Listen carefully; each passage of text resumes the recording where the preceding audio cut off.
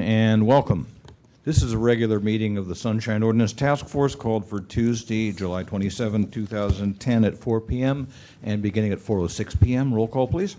Yes, Mr. Chair. Member Snyder? Present. Snyder present. Member Nee? Here. Nee present. Member Cotton? Cotton present. Member Manny? Member Manny excused. Member Washburn? Here.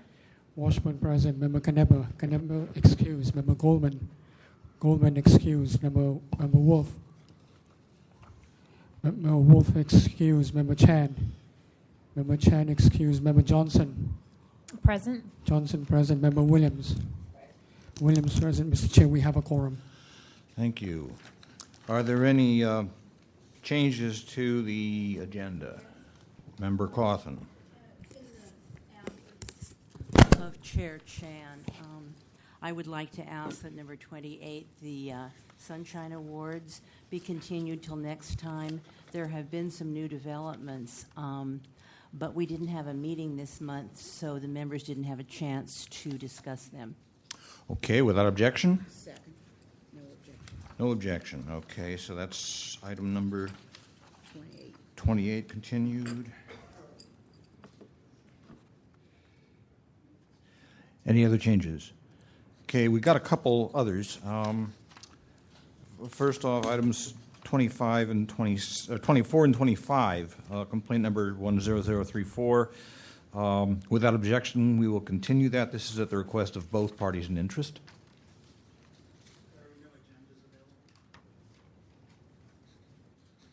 Okay. Thank you for pointing that out. We'll tend to that in a minute. And also, in complaints number, in items number 8 and 9, complaint number 10010, the complainant has informed us that she is still under a doctor's care and would like this continued. Now, we understand the respondent is present, so if the respondent would approach, please. Approach the microphone. There is a request for continuance. How does that work for you, sir? Yes, I'm in concurrence with that. Okay, thank you very much. Thank you. Without objection, items 8 and 9 are continued.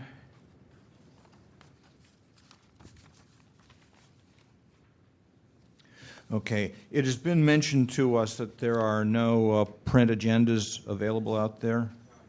Mr. Rustum, could I made some copies, Mr. Chair. and where are they? We are out of it. I'm sorry? We are out of it.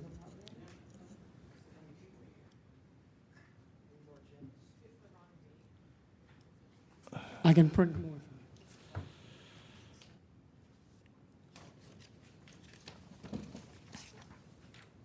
Is the notebook with the agenda packet available, Mr. Rustum?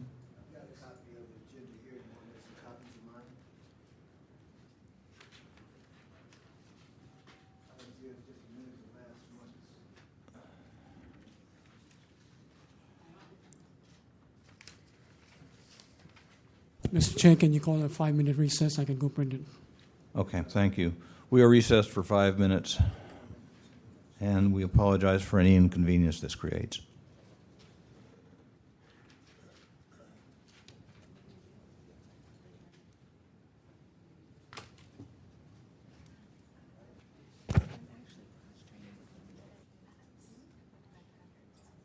Me neither.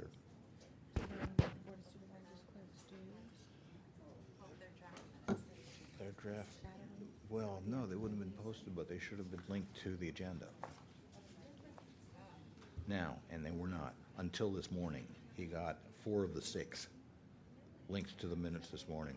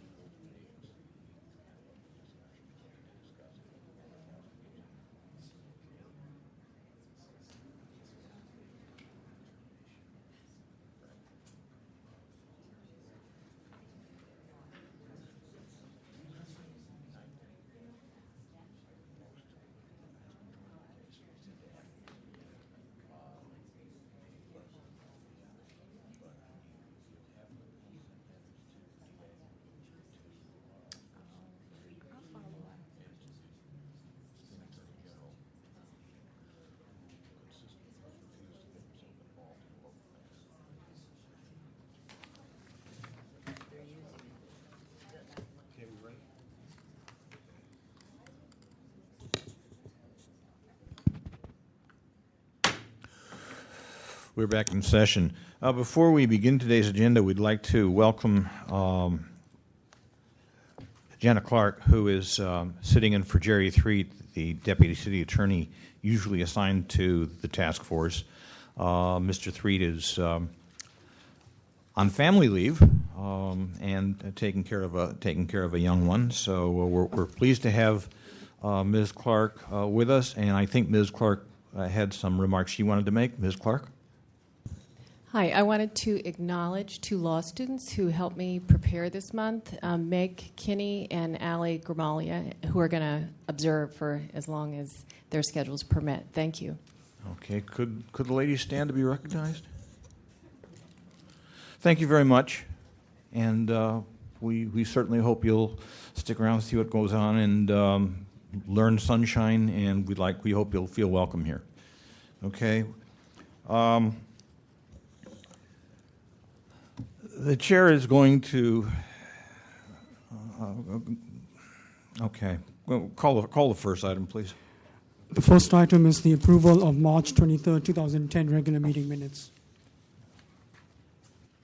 Okay. Chair is going to recommend that we continue items 1 through 6. The minutes were not in our printed packets. They were not linked to the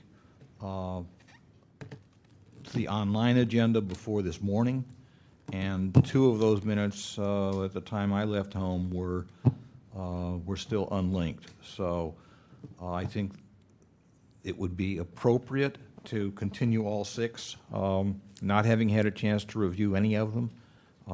Is there any objection to that? Okay, items 1 through 6 are continued.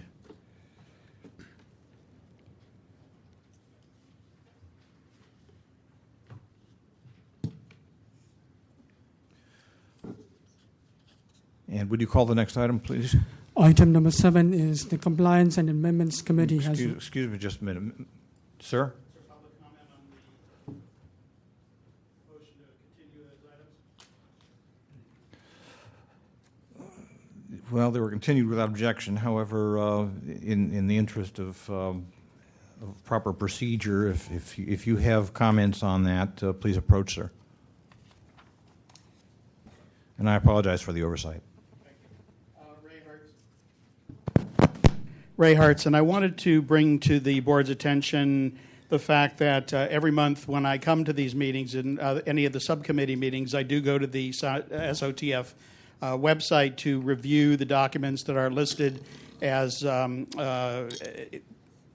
examples or exhibits in the specific cases. Both of my cases today had non-related items attached to the agenda item on your website. It was the same last month and the month before that. So one of the things I've learned is that sometimes I will submit things and then it does not turn out to be in your packet. So I've learned to go to the website, review the documents that are attached to each of the agenda items to determine whether those are on there. In one case today, one of the items, there was a non-related one, something Mr. Pasquarelli versus the city's attorney's office connected to the one for the police commission and so forth. So last month, LaTanya was very, very, very helpful. And when I called her, she arranged to re-coordinate that to get all the documents in places. But that is an ongoing problem. Thank you. Is there further public comment? Good evening, task force members. My name is Thomas Piccarello. I would agree with the previous speaker. Minutes are important.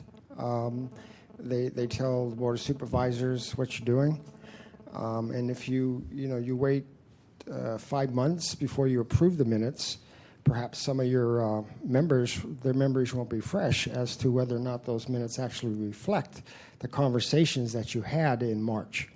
So I would encourage the task force to keep up with their minutes and approve them on a monthly basis when you do meet. Thank you. Thank you. Further public comment? Seeing none, public comment is closed. Again, without objection, items 1 through 6 are continued. Could you read the next item, please? Item number 7 is the Compliance and Amendments Committee has referred file number 10018 Svetlana Patashnaya against the Department of Adult and Aging Services to the task force for possible referral to an enforcement agency for failure to comply with the June 22, 2010 order of determination. Okay. Is the complainant present? Ms. Patashnaya, please approach the microphone.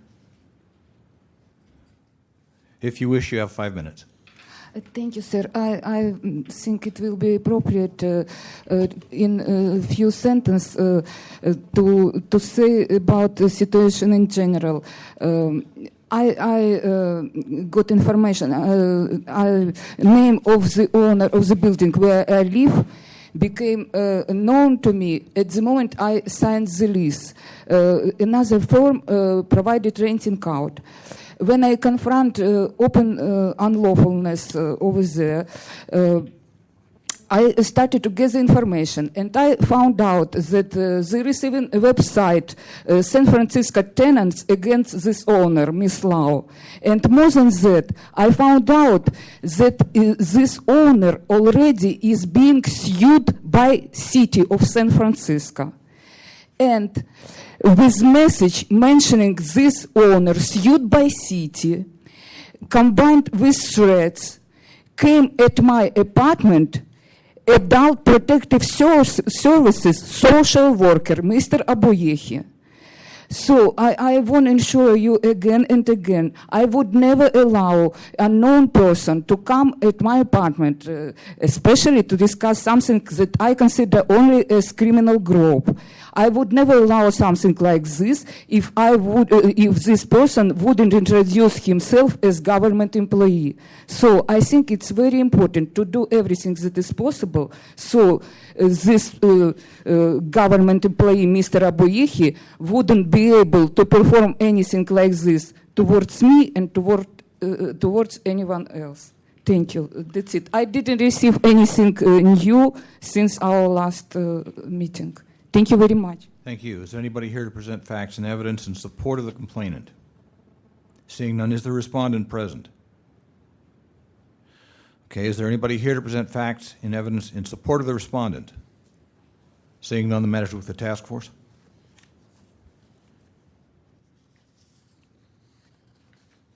The chair would like to comment.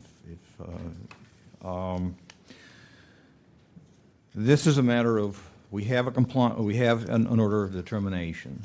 The order of determination has quite apparently not met compliance, and at the Compliance and Amendments Committee, I was under the clear impression that the Department of Aging and Adult Services really had no intention of trying to comply. Their argument is that the information sought is inextricably linked with information that is prohibited from disclosure. Now, we are not arguing that there is information in the matter that is prohibited. However, it is the position of the committee, and it was the original position of the task force, which is why we issued the order of determination, that the disclosable and non-disclosable portions are segregable, and that it is up to the respondent to provide the disclosable portion of the information that's been sought. The respondent, to the best of our knowledge, has not done this. To the best of our knowledge, does not intend to meet the order of determination. And I also think the fact that the respondent has failed to appear here today adds the violation of 67.21E. The respondent did appear at the Compliance and Amendments Committee. However, they did not appear at the previous task force meeting. They're not here today. And I would add violation of 67.21E to the list of violations to report to ethics. Is there any comment by the task force? Member Washburn. I'm just wondering the best body to refer this to. this particular matter that Ms. Am I on? Okay. Yes. All right. This particular matter that concerns the complainant has to do with some perceived threat from this employee, and so it seems to be a matter that could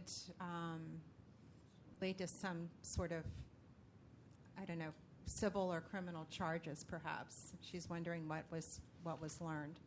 So I'm wondering whether ethics is the right place. Is there some other body that would be a better place to refer this? Or we could refer to several bodies. That's what I'm wondering. Member Williams and then Member Chan. I remember, Nee, you made said that Microphone. they do not intend. Is this your assumption by just seeing that they're not showing up, or did they actually say that, or put it in paper, or did they say it orally to it, or are you assuming they do not attend? My recollection is that at the Compliance and Amendments Committee, they argued that the disclosable and non-disclosable portions of the information are inextricably linked. In other words, they cannot be separated from each other. And the impression that I got, and if other members of the Compliance Amendments Committee have a different impression, they should certainly say so. The impression that I got at the time is that they're going to stick to their guns on this. Yeah. And again, as Member Washburn said, I was wondering if it's in the right place, because what she's saying is harassment. Well, are we going to the, are we in the right venue for this, for what she's, complaining about? Well, the question that we have to deal with, though, is an FOI matter, a sunshine matter. It is information. And we have the question that we have to deal with is whether the respondent has met the order of determination and whether they intend to. And that's, I think, the issue that we really have to deal with here. The other issue that Ms. Patashnaya is worried about, and it's certainly a valid concern, yes, but that's really, I think, a little bit beyond our purview. Yes. Member Chan, and then Member Snyder, and then Member Washburn. From my opinion, I don't think there's a crime here, but if there is a crime, you should refer it to the district attorney's office. We're not dealing with the crime. What we're dealing with here is a request for information about how the Department of Aging and Adult Services dealt with this particular employee who accosted the complainant. Okay.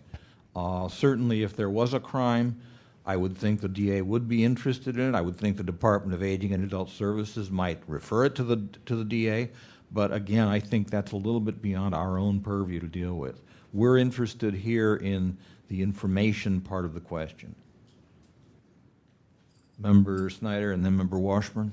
Yeah, I just wanted to say that my view of the agency's position at the Compliance Amendments Committee is that they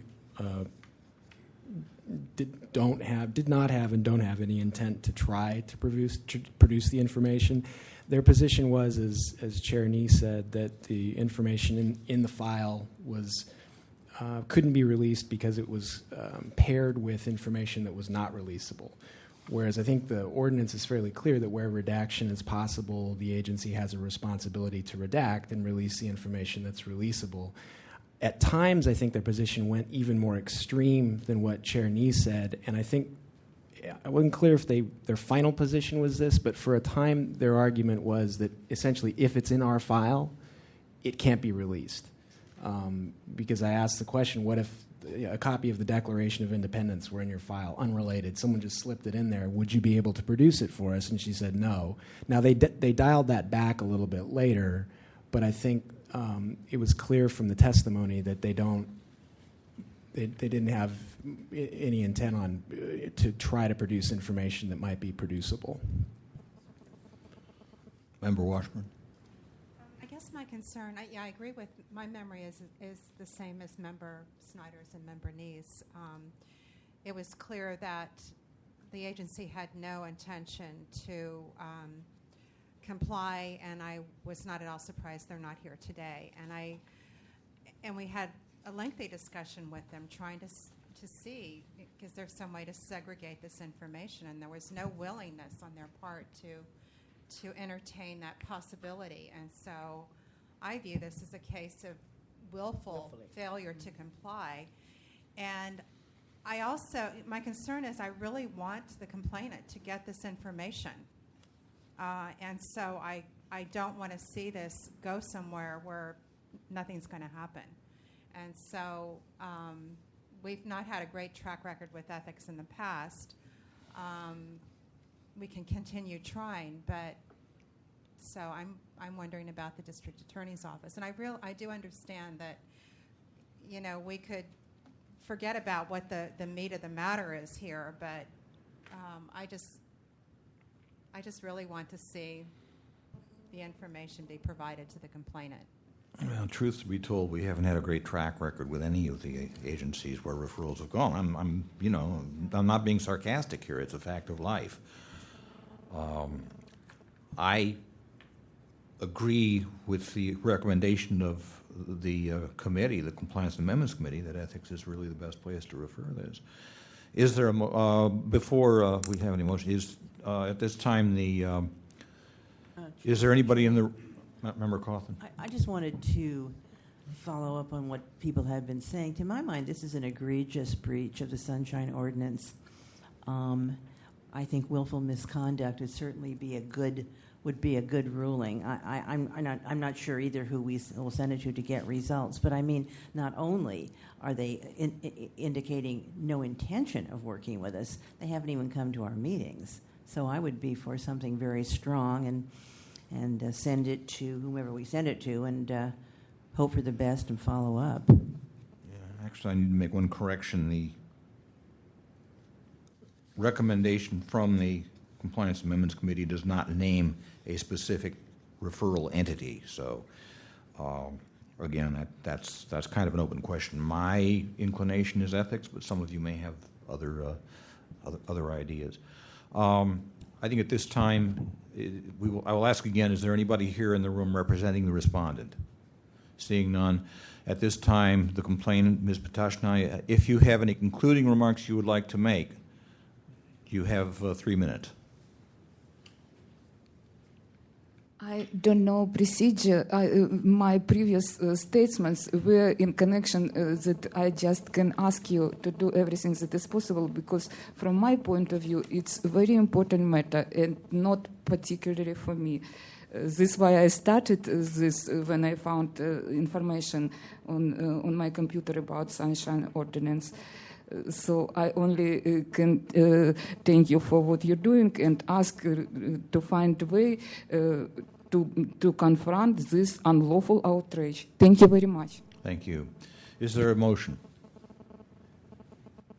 Okay, the chair will move to refer this to ethics, to the Ethics Commission for willful violation of Section 67.21C, 67.21E, 67.24C7, and 67.27 of the Sunshine Ordinance, for not assisting the requester, for not sending a knowledgeable representative to either of the task force hearings where this matter was discussed, for not releasing documents related to employee misconduct, and for not providing justification for withholding the information.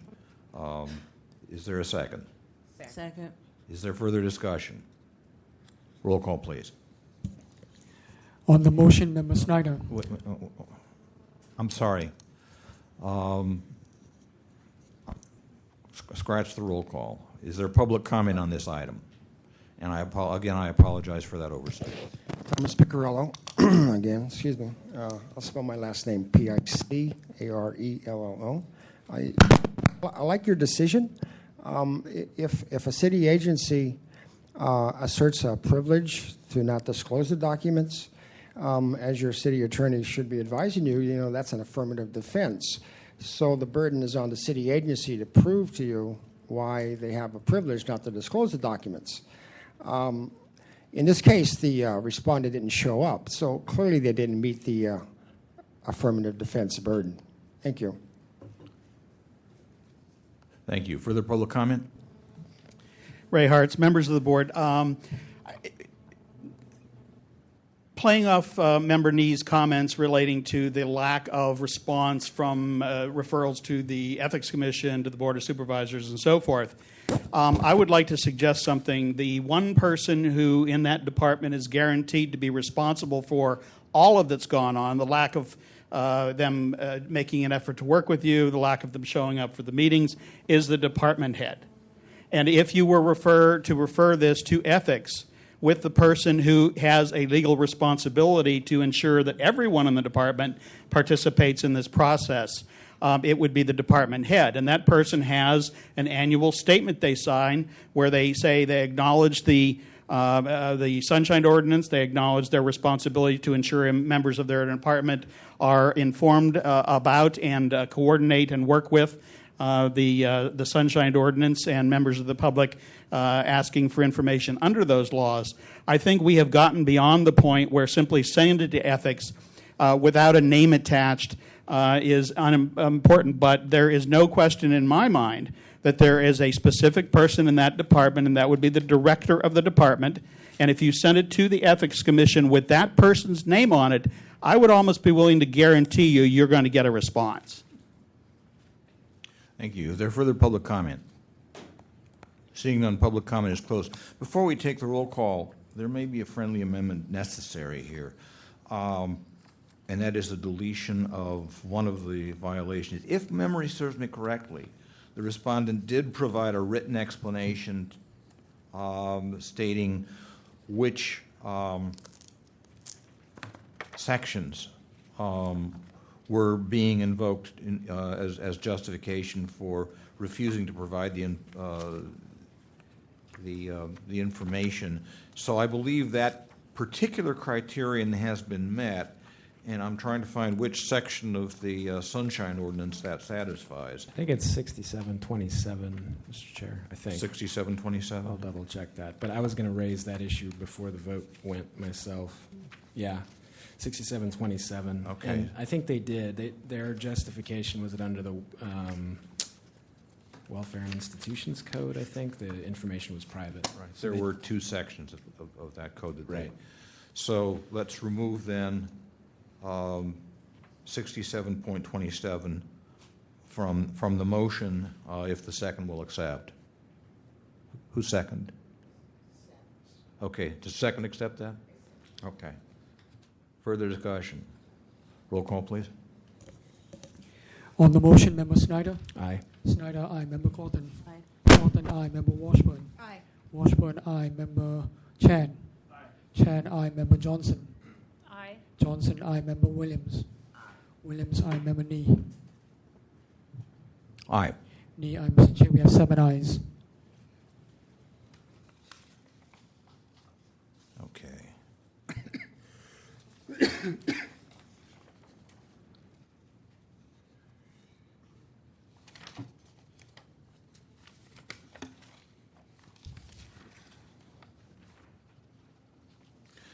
Okay, again, items 8 and 9 have been continued. Mr. Clerk, could you read the next item, please?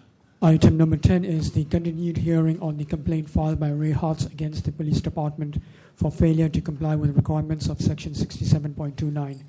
Okay. Is Mr. Hartz present, please? Thank you for coming. You have 5 minutes. Thank you, Chair Nee and members of the task force. As you know, this has been an ongoing odyssey for me. I'm beginning to feel like I'm moving from the Iliad into the Odyssey in the length of time it's taken.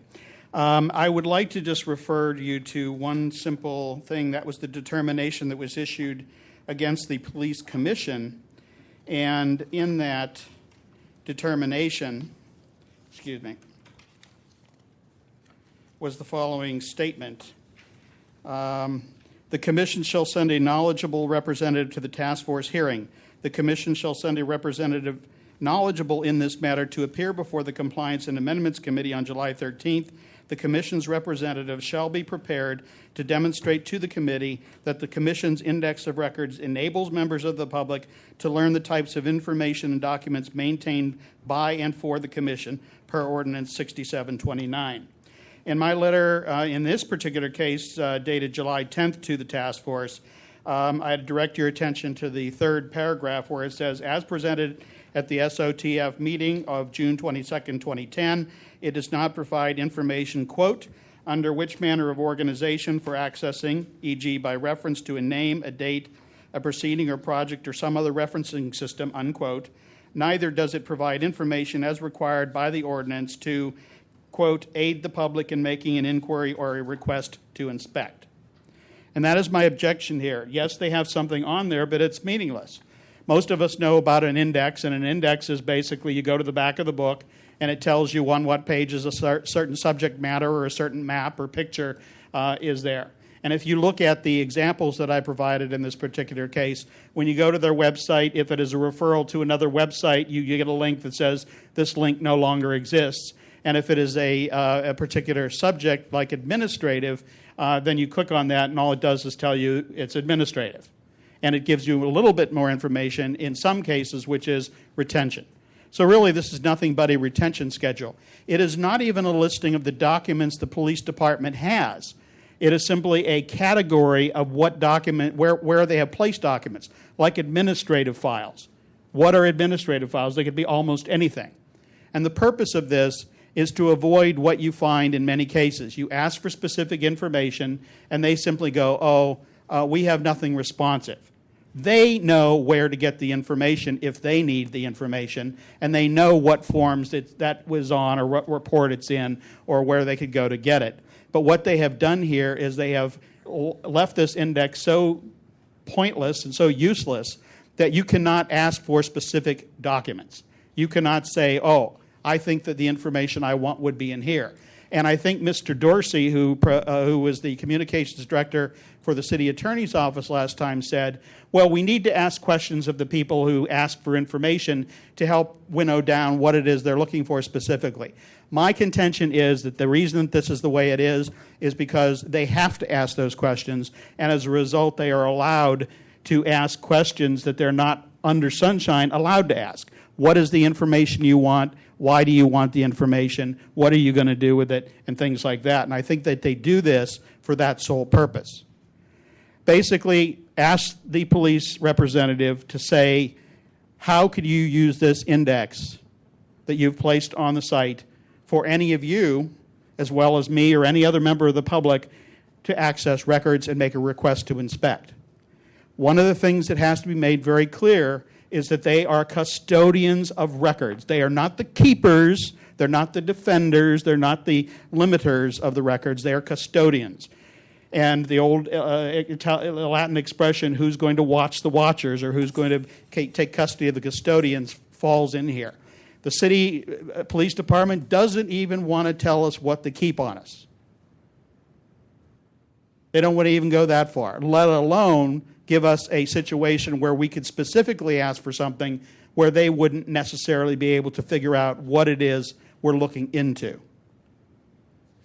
Basically, ask them to show you how you could use this index if you wanted to request something from the police department. Thank you. Is there anybody here to present facts and evidence in support of the complainant? Yes, sir. Good afternoon. I'm sorry, in the complainant. I'm the respondent. Okay. Is there anybody here to present facts and evidence in support of the complainant? Seeing none, would the respondent approach, please? Thank you for coming. You have 5 minutes. Yes, sir. Thank you, sir. Good afternoon, Mr. Chairman, members of the task force. My name is Simon Silverman. I'm a lieutenant with the San Francisco Police Department, and I'm currently the officer in charge of the department's legal division. In the particular matter that I see on the agenda, which is the 10024, I was under the impression that we were here today to discuss the department's failure to place the index of records on the website. I wasn't aware that we were going to be talking about the specificity of those indexes. I can speak to both issues, but my understanding was that the reason that we were here today was that we had not fulfilled our duty under, or the allegation was that we had not fulfilled our duty to place an index of records. Well, pardon the interruption. We're aware that the index has been placed, but there is a question of the substance of the index. So I think it probably is best if you pursue that line of discussion. Okay. It says in the ordinance that the index need not be, let me get the exact words if I may, need not be in such detail as to identify files or records concerning a specific person, transaction, or other event, but shall indicate where and how records of that type are kept. That's what we have on the website, and looking at the website just this morning and comparing the information that's there for our records with just other city departments, it's quite consistent. In almost all cases, they're really very much the same. It's the city administrator that formats how those items appear on the website, and they're responsible for it under the ordinance. So, our position is that we have complied by providing our index of records, that our index of records is sufficient to at least identify that there are records without being specific as to the exact person, transactions, or events, and that our index is consistent with those of the other city agencies, all of whom seem to be placed on there by the city administrator. And that's all I have. Thank you. Is there anybody here to present facts and evidence in support of the respondent?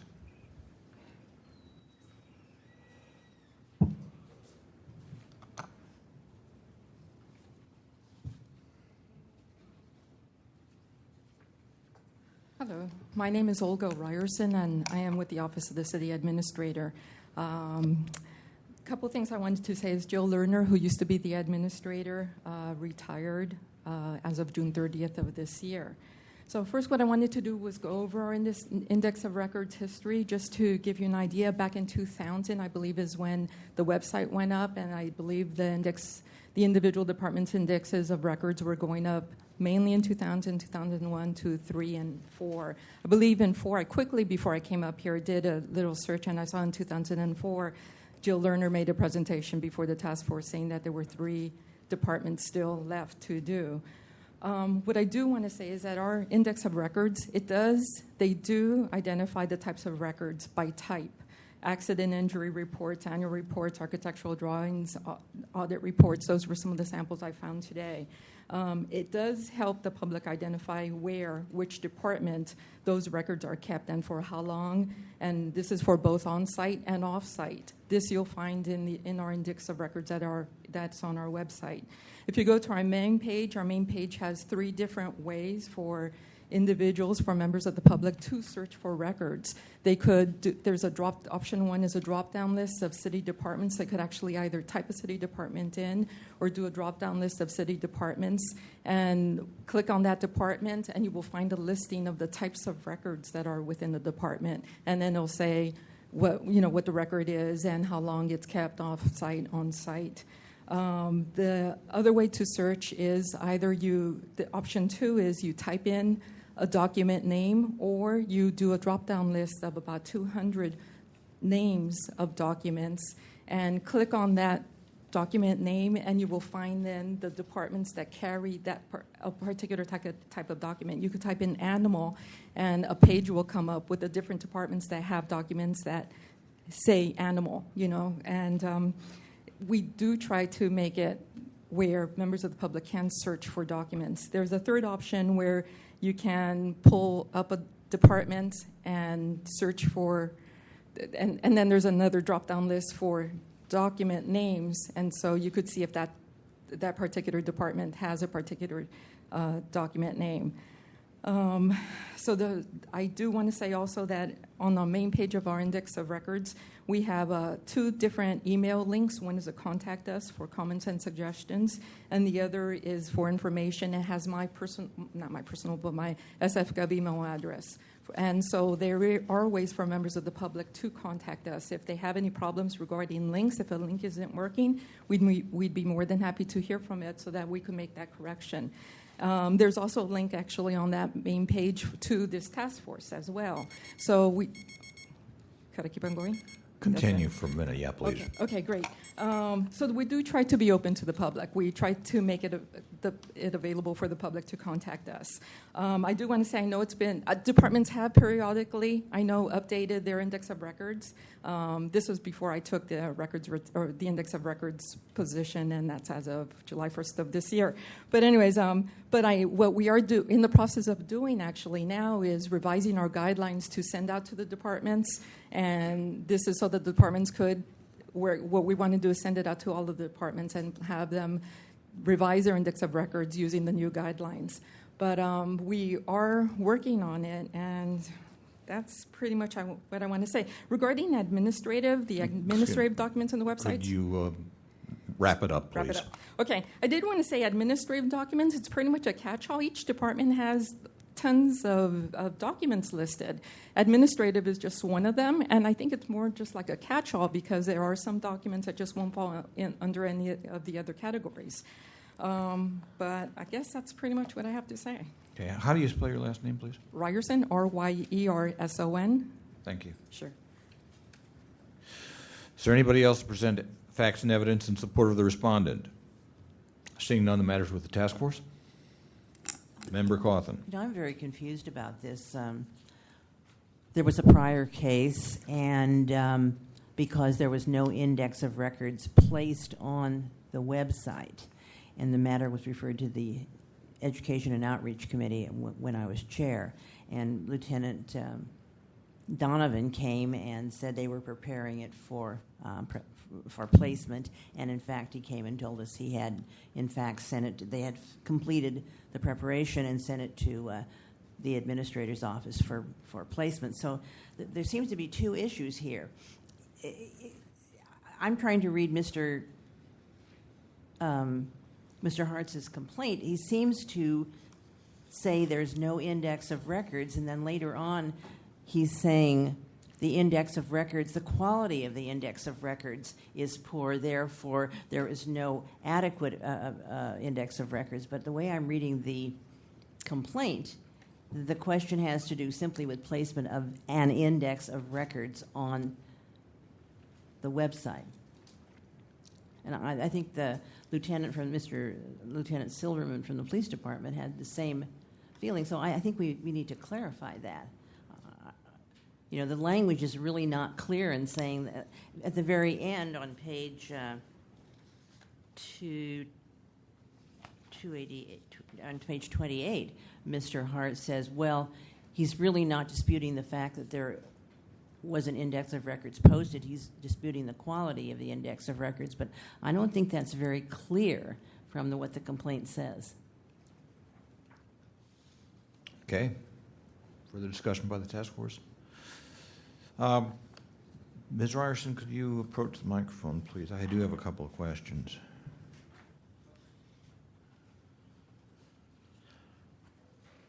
I'm wondering, have you seen the have you seen what the documents here that Mr. Hartz has provided to the task force? I have. Okay, let me just ask you a couple of things. Number one, you mentioned that you are revising your guidelines to the various departments. Yes. Have you developed any kind of a timeline for what you hope to accomplish here? I'll tell you, it is a long process. Regarding the guidelines, we needed inputs from a few departments, the Controller's Office, the Retirement Board, because there are specific and a couple of others, because there's specific types of documents that we need to make sure we have similar guidelines throughout all departments. The payroll retirement needs to make sure that it has specific information. So I need one more department's input before I could send this out to all the departments. And once I send this out to all the departments, what each department has to do then is go to their deputy city attorney, meet with them, and tailor our guidelines to their own specific department and their records, and create a tailored policy for their department. And once they do that, then they could revise their index of records. Then they have to get individual signatures from their department head, from the Controller's Office, from the Retirement Board, and the city attorneys. And Okay. so before I could post. This particular complaint, Uh-huh. and that's really what we're dealing with here. Right. Your information is helpful, but this particular complaint deals with the police department. Is there anything of what you've described to me with some of the other departments? Is that in process with the police department as well? It's all the same, right? It's all the same. Once we yes. And do you have any kind of a ballpark as to how long all this might take? I am hoping that within 2 to 3 weeks, I should be able to send something out to all the departments within 2 weeks. And then fingers crossed if I- how much longer after that Oh. are we? How much longer after that are we looking at in terms of any revisions to the indexes themselves? That's going to take time because, again, individual departments are going to have to meet with their individual deputy directors. So we're looking at maybe what, a couple of months, maybe. I think minimum 2 months to 6 months. 2 months, 6 months. Yeah, it all Okay. depends on the department, how big they are. They're meeting with their city attorneys, developing the guidelines, throwing this out to all their divisions within the department who have, because there are records throughout each department. It's not a simple process. I was actually involved with creating our own with Public Works back in 2000, 2001. So it's a long process. Okay. Let me just take the pages that Mr. Hartz has printed out here. Mhm. What the pages themselves seem to do is simply to repeat what is in the index. You have example 1A, contract payment records, and you click on that, and it doesn't tell us really much beyond what is in the index itself. It provides no real additional information, no guidance as to where to go to get some individual contract payment records. Really nothing beyond what's in the index itself. It does say the storage period. So it says on-site storage period, the latter of 2 years or term of the agreement. There is no, off-site storage period, it says required. So that, I guess, might be specific to the contract. It also gives each website, each department website has a department contact name, as you could see on this, and telephone number and the website address for the department. But that name is the person who works on the index of records for that department. So they could call that employee and try to obtain information from that employee.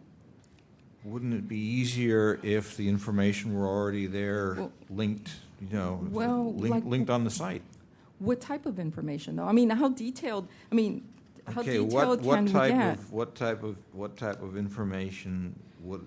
Let's take contract grant records. If I was calling Ms. Conifria, I guess her name is. I hope I'm pronouncing that correctly. Besides what you see on this page, what kind of information is out there? Or perhaps this is something that the gentleman from the police department could answer. Well, I guess one other thing I do want to say is, again, as the gentleman from the police department said, is that there's somewhere in here it says the index need not be in such detail as to identify files or records concerning a specific person, transaction, or other event. Up in the top, it refers to, let me see, it shall be organized to permit a general understanding of the types of information maintained. So,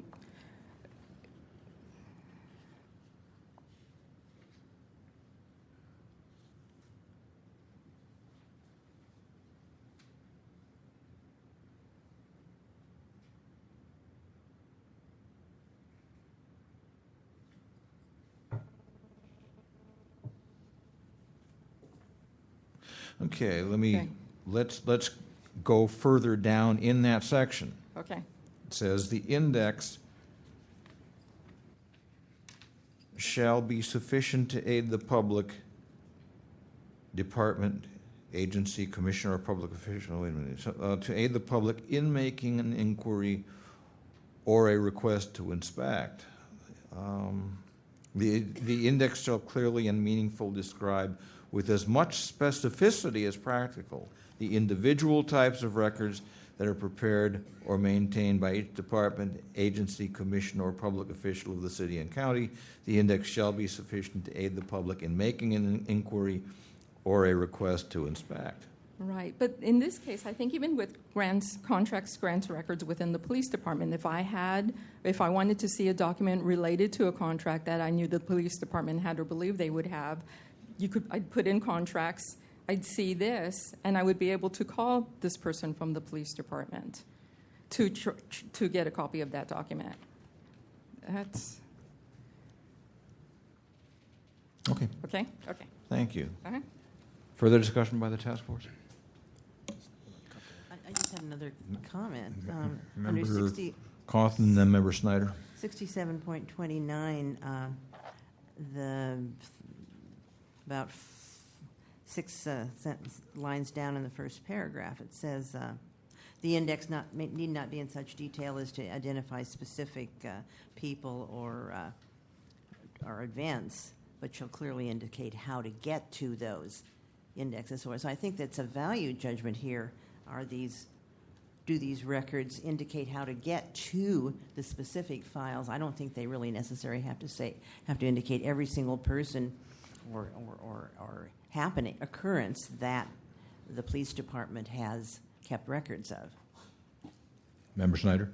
Yeah, I was just going to make a kind of general comment that I've made before, which is that I think the ordinance is ambiguous in this area, unfortunately, and it's hard to sort of pin down who has the responsibility here, because I think the departments, the only really specific thing the department is charged with doing is shall cooperate with the city administrator to identify the types of records it maintains, and that's, I mean, to use a sort of vague term, it's kind of squishy. It's hard to, what does that mean? How much are they supposed to do? And it's not clear how much the city administrator, I think, is charged with policing the content here. So I think the question for us is how much detail is sufficient. I'm not sure we can necessarily pin that judgment on the police department itself or any individual department, because in my reading of the ordinance, their duty is to cooperate with the city administrator to ultimately produce some level of clarity and meaning in these indexes. So I'm not sure what our ultimate conclusion should be, but there are just some thoughts for the task force to chew on. Member Washburn. I think in looking at the ordinance and its requirement that the index be helpful, be an aid to the public in making an inquiry, I think one standard we might think about is, and maybe the ordinance implies this, is that of plain English, that an index of records should avoid using department speak or terms and acronyms that only the department knows. I'm sure that the police department can look at this index of records and know what all these things are. But a member of the public who wants a particular type of information would have a hard time with something like the acronym DABOR records. I have no idea what that means. Something like concealed weapons permits is a little more understandable. But I think an expectation would be some, some sort of explanation, a tagline or a sentence explaining what these things are. So the member of the public would know who to call and would know to click on this one. And so that's a problem I see with this. The index is really probably very helpful to members who work in the department, but not so helpful to the members of the public. Yeah, everything's in a category and listed and accounted for, but it's not clear how to find things if you don't know exactly what it's called. So I think that's what I noticed when I first started doing some investigation. Thanks to Mr. Hartz. Member Williams. Yes, I think it must have been about a year and a half ago, and I thought it was Lieutenant Mahoney and another police officer. Two of them came up and they gave about a 45-minute presentation about the index, and they specifically said that they were going to fix this index and have it where it be simplified for the public to read and where the public could go specifically to what they needed to know. If not, they would have a link where they could get to what they learned. And they stayed with us a long time. And they were so nice. I just took for granted all of this was settled, because they really did present themselves very, very well to us. And I'm surprised to see that this hasn't been done. Okay. At this time, the respondent and then the complainant will each have 3 minutes to make any concluding or rebutting remarks. Mr. Silverman or Ms. Ryerson? Yes, sir. Much of the discussion is focused on the specificity of the information on there. As I pointed out earlier, the issue that we were called here today for was whether or not the index was even on the site. That is fixed, and we're in compliance there. We feel that the information that we have on the site is completely consistent with all the information that all the other departments have on there, and the format of that is controlled by the city administrator when they place the information that we give them on the site. I think to go much more in any greater degree of specificity would be very expensive and very burdensome for the department. Just taking the issue of, say, contracts and as a for instance, we have dozens, if not hundreds, of contracts in the department. So we would, almost constantly be updating those. So we would have to scan them, upload them, link them. All of that would be very, very burdensome. I think that having a contact email, name, phone number, and website link so that someone who is interested in a contract can make a specific inquiry, can simply pick up the phone or email us and say, I want to see any contract that you have to do with, say, the horse stables, problem solved. There's a person to go to and a person who will be directly responsive to that. So in that sense, I think we are responsive. And I think to go much further would almost necessitate creation of an entirely new unit in the department and purchase of equipment that we frankly probably can't afford during these tight times. So thank you. Thank you. Mr. Hartz? Members of the board, not to chastise anybody, but I really do wish you would read the things I sent to you. The letter dated June 23rd regarding this complaint and the police commission, the last paragraph says, I would submit once again that neither of these cases is an issue of whether there is a posting of the index of records for the police department or police commission. These new complaints regard the matter of whether the postings serve in assisting citizens of the city and county of San Francisco in their efforts to obtain public information.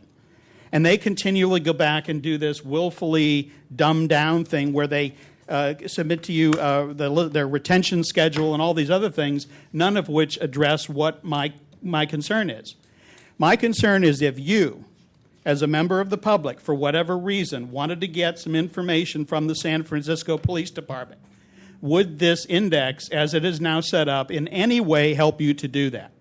Would you be able to specifically, and I'm not saying go to the extreme case where we have to have every single contract, but what types of contracts? RFEs, RPEs, all those little acronyms, so that I would know that, oh, they have this type and this type and this type and this type, and then I could say, well, this type of document relating to this specific matter. But every time they do this, they obfuscate and they eschew. Now, the representative from the cities, from the persons responsible, I can't think of, it didn't come into my head. The other lady here is basically saying, well, you have other websites. And yes, if I can go to the Library Commission and click on their link and they have an index of all the records there, I'm not here talking about them. What I'm talking about is the police department, who has nothing here that is useful in any way. And when you go to their website, it has nothing to show what documents they have or how they're organized or how you do it. And my own experience has been 20 different officers and representatives of the police department who asked me a whole bunch of questions that are prohibited under Sunshine under the pretext of having to do that to help me. And then when they determined they didn't want to give me that information, simply hung up or swore at me or other things. And I've heard other people talk about the fact of getting something from the police department. They don't even want to tell us what they have. These are generic terms. And it's administrative. What do they have? Administrative form number 1, administrative form number 2, administrative form, or do they say administrative form number 1, hourly logs for police surveillance, hourly logs for police this, hourly logs for police that. I would assume, just like every other government organization, they have forms, and in every case, there's a specific form by policy that when a matter comes up, they have to fill out that form and turn it in. And those forms are all kept. And the only way I have any chance of getting something other than, I simply, we have nothing responsive, is for me to ask for specific forms. And I submit that the only thing they would really have to do was give you a list of the supply thing where they order new forms.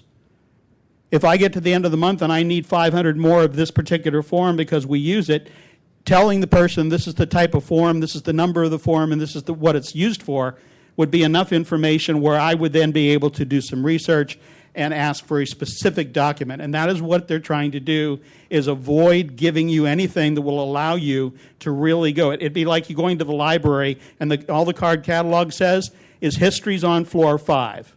After that, you're on your own. Social science is on floor 6. And if you want a book, a specific author, whatever, it's on floor 6. Go look for it. Thank you. Matter is back with the task force. Member Johnson. Is it possible for one of the respondents to address the difficulty of having a generic list of the forms in a department? Like, for example, the police department. Is that something that's possible?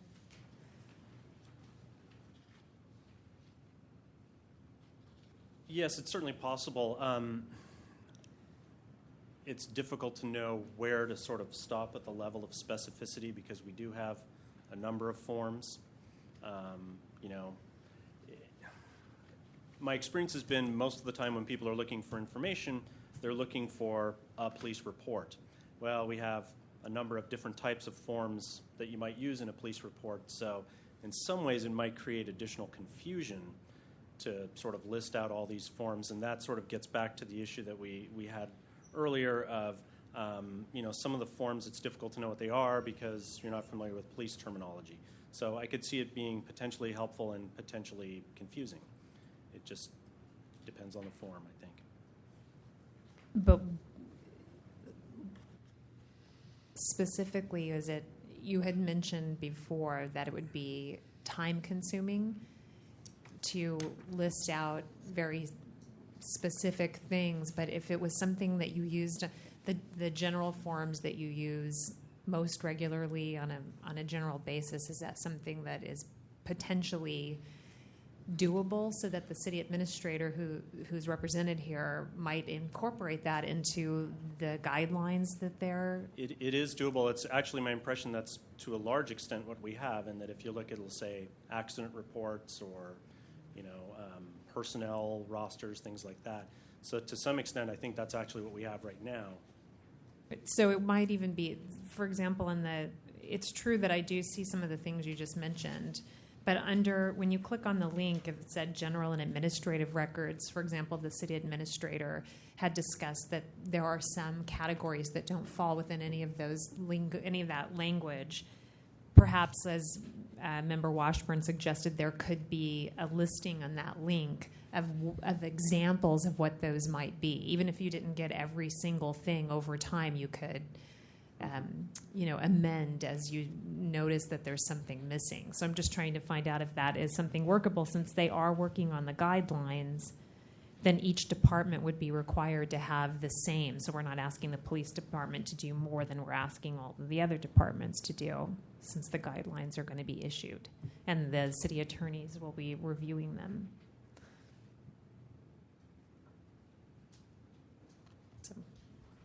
Member Williams? Yes, I'm with Mr. Hurst. My still understanding is we even gave scenarios. If it was a homicide, we know the person's name would be redacted and addresses and things like that. And another scenario would be somebody go in and ask for accident reports. Look like that would be simple to put that in your index, accidents. You know, don't put the people's names on there, but accidents where it happened, because people do need certain things like this. Something that's really personal, where someone might go after somebody. We know that all of that information has to be redacted. All of that was explained to us by the two officers, the older officers that have been there for years. That's on the commission, and we see them on television. They explain that thoroughly, so we understand that. But it would look like it would be simpler to break these down in categories and not put the antonyms behind it that we don't understand. But accident reports, date and time, you know, don't put people's names like that. That's just an idea. Can't you do something like that? To do that, you know, I don't know how many accident reports we take in a given day, but, you know, to actually continually update and redact that, and actually accident reports are an interesting situation because there are some statutory prohibitions against disclosure in them. Let's take, for instance, a generic crime report. Mm-hmm. So each crime report, we would have to look at a number of factors as to whether or not we could put that just on a website with a link. I think that would be burdensome because it would actually require someone to sit and consider and redact virtually every report that we generate. Whereas by saying on our website, as we have now, we have accident reports. If someone wants to contact us and say either, in many cases, people know the case number of the report and they simply ask for that. Or they can do it the other way by calling us and saying, I need to know the accident report for Pine and Franklin. It was a Tuesday about 2 weeks ago, 5 o'clock in the afternoon. That we can do. But to actually have that specific report clickable right then and there would be a big, big undertaking. I was more talking about, like you said, Scott and Webster accident at 12:30, you know, like that, something like that, you know. Member Cawthon and then Member Washburn. Regarding accident reports, I see you have a link for traffic collision reports. Well, accidents are traffic collisions. So is that correct? If you went to traffic collisions, then would you then get a link to accidents? I think we have both up in that people tend to use the terms interchangeably. Exactly. But by clicking those links, it wouldn't give you, you wouldn't be able to call up a specific case. You'd still have to contact us either through email, through, you know, or by the phone. Because what I mean, I looked at this list, and I mean, except for things like Dabor records, it was clear to me a lot of this stuff. But I'm a journalist, and I'm used to doing this stuff. But I mean, it does say in the ordinance that the index shall describe the types of records with as much specificity as practicable. So as Member Snyder said, well, how much specificity is practicable? But I think, you know,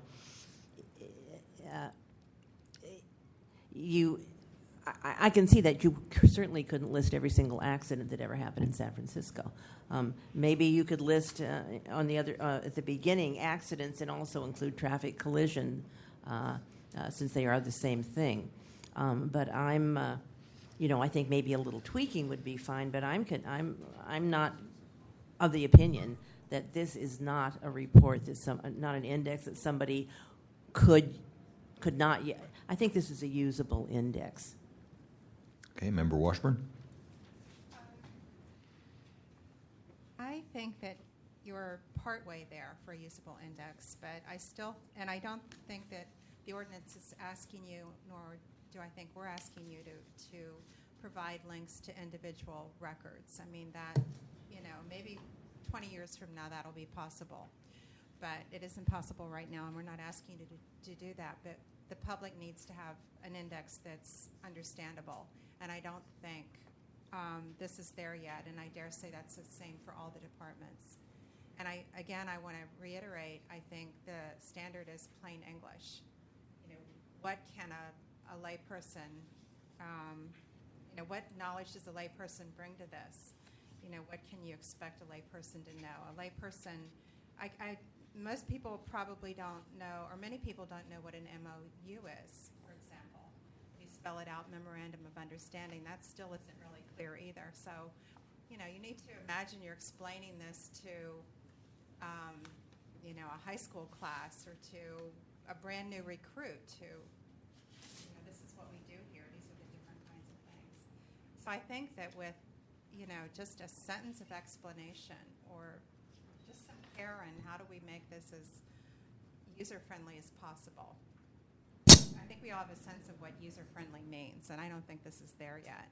And I'm not picking on your department. I think it's a problem across the board, probably. But I think it's something that could be, we have a wonderful bunch of young interns take this on for the city. I think there's a way to do this and be within the letter and spirit of the law here.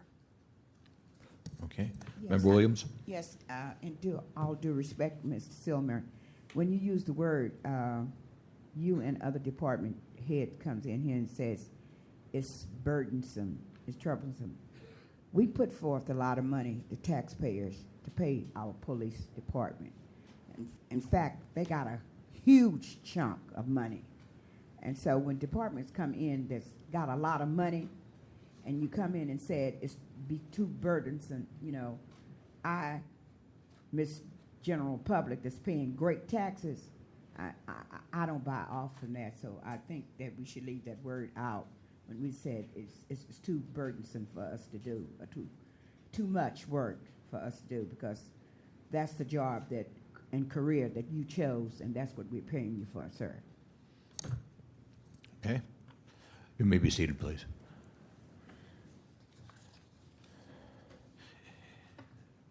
Does anybody have a motion?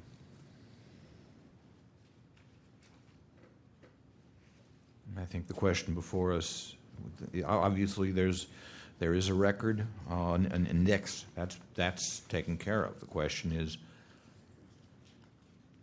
does the index enable an average citizen to use it effectively?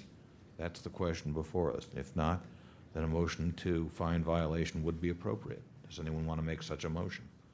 If people believe that the index is sufficient, of sufficient quality, then a motion to find no violation would be in order. I think whatever we finally vote, that we should recommend, my recommendation, my personal recommendation is that I feel that this is a good enough index. However, I feel it would definitely benefit from some tweaking, which they say they're going to be doing anyway. And he's heard, Mr. Silverman has heard a lot of what we think today, and can probably work with Ms. Ryerson to expand the index to make it more user-friendly. So that I think whatever we do, I think we should write a letter asking that they work with this index to improve it. But I think that in its present form, it certainly is informative. Member Washburn? I disagree with Member Cawthon's assessment. I think that... Well, excuse me. Could you check Member Washburn's microphone, please?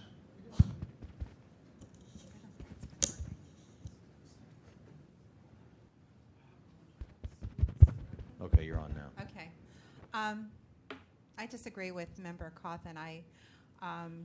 I don't believe this index is really very helpful to the average member of the public, and so therefore is in violation of 67.29.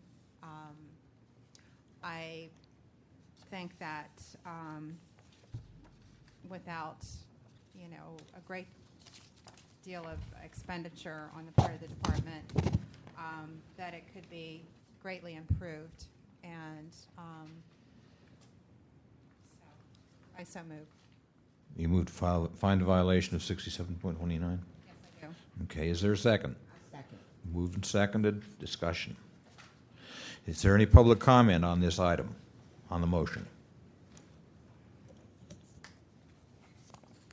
I definitely believe that if the police department gets off with a half-baked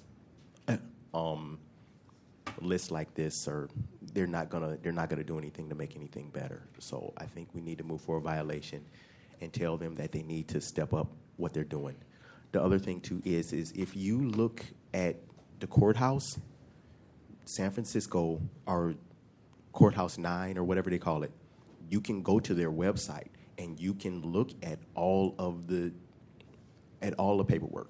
So I could probably put each one of your individuals' names into the computer and find out information about you. So I just think that the court can do it, San Francisco Police Department can do it as well. Thank you. Further public comment? Seeing none, public comment is closed. Further discussion? Roll call, please. On the motion, Member Snyder? No. Snyder, no. Member Cawthon? No. Cawthon, no. Member Washburn? Aye. Washburn, aye. Member Chan? Aye. Chan, aye. Member Johnson? No. Johnson, no. Member Williams? Williams, aye. Member Nee? Aye. Nee, aye. Mr. Chair, we have 4 ayes and 3 noes. Motion fails. The matter is concluded.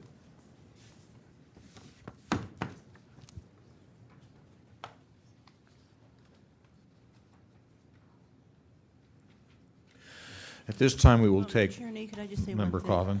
Cawthon. Could we write a letter indicating that a motion was introduced and did not pass, but we would urge them to work with the CAO's, the Chief Administrator's office, to make the index more user-friendly. More user-friendly in what regard, in what respect? Well, I mean, as a simple example, when they have traffic collisions, my understanding I would look for something like accidents rather than traffic collisions. This is what they seem to be wanting to do this anyway. And what if the collision's not accidental? What if it's a hit and run? Well, in any event, that's why they should put accidents and traffic collisions. But in any event, I think they could work to make this a little more user-friendly and maybe explain what an MOU is, though I think a lot of people do know what a memorandum of understanding is. So that would be my recommendation, but we're not talking just about the police department. Mr. Silverman said that their index coheres with the kinds of indexes that every other department has. And we do have another complaint tonight regarding another department's index. So that my thought for Ms. Ryerson would be that maybe every index could be a little more, as I say, I hate to keep on using the word user-friendly, but take out terms like those acronyms that nobody knows the origin of, and try to make it so that it's understandable to most people. I mean, I think it is now, but I think that it could be better. Member Williams? Just a comment. Member Chair, it really frustrates me because when we come here and people say that they're going to do things and they don't do it, we hold them, especially me, hold them in good faith. And every time somebody comes here and says they're going to make changes, the people that's going to do it has either retired, died, had a baby, or gone somewhere, and it's a new person taking it. And these things never get done. So it's just a roundabout way that we keep on going on with the same things over and over. And we've had complaints here with the police department, commission, police department. And they're not that friendly. So I'm really, I object. We did it fair. The motion failed, but I don't feel comfortable with it. Okay. Chair Nee? Just one question for Member Cawthon. The letter you're recommending, would that be to the police department or the city administrator's office or both? I'd say to both. Okay. Member Johnson. This actually sounds a little bit like something that could go to the Education and Outreach and Training Committee, something for the city departments to have training on what we mean by an index. There seems to be a bit of confusion about exactly how the index would be meaningful. Okay. Certainly, if the Education, Outreach, and Training Committee wanted to pursue this, it's a good idea. Since this matter is concluded before the full task force would not make that referral. However, there is no reason that the committee could not, of its own volition, initiate that kind of a project.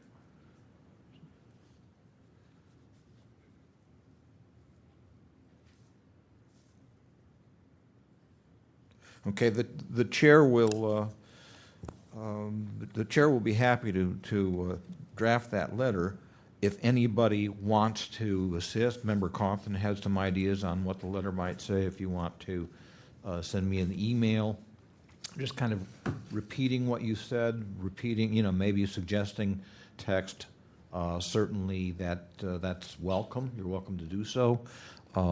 If any other member of the task force wants to help, suggest language that the chair should use, I'm certainly amenable to that.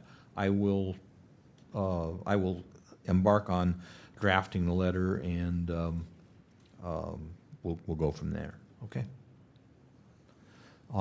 We'd like to thank both the respondent and the complainant for taking the time to appear before us today. At this time, we take general public comment on matters that are not on today's agenda but are within the purview of the task force. Is there any general public comment? Please approach.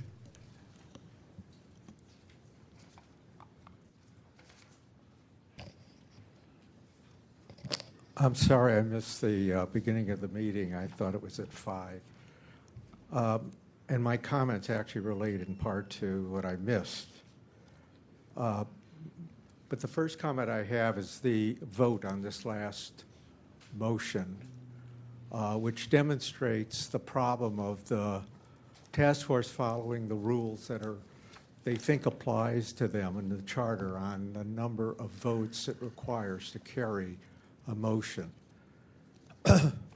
You have 7 voting members here, which means that 2 members can vote against it, and it ends it. And that is simply not right, it's not appropriate, and it's not even called for under the rules that apply to the task force. So I have been talking for several years about the need to have some way to fix it. So it seems to me that unless you address that problem, you are just making it worse and perpetuating something which is basically inappropriate, improper, actually illegal, and obviously unfair to the complainants or the parties involved. That's the first one. The second comment I have is on this business of the minutes.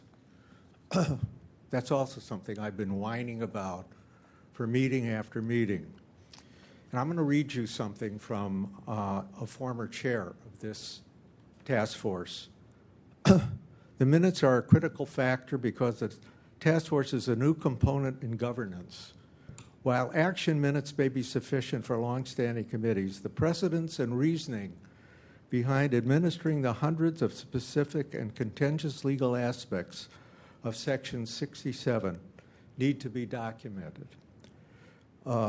Remember what Frank Darby's minutes were like? It was only because X was willing to spend 8 to 12 hours a month to rewrite the minutes from the tapes that were legible and that the decisions became understandable. When in the future there are court actions that will rely on the minutes, I believe the importance will become obvious. The problem is you are now almost 6 months behind on minutes.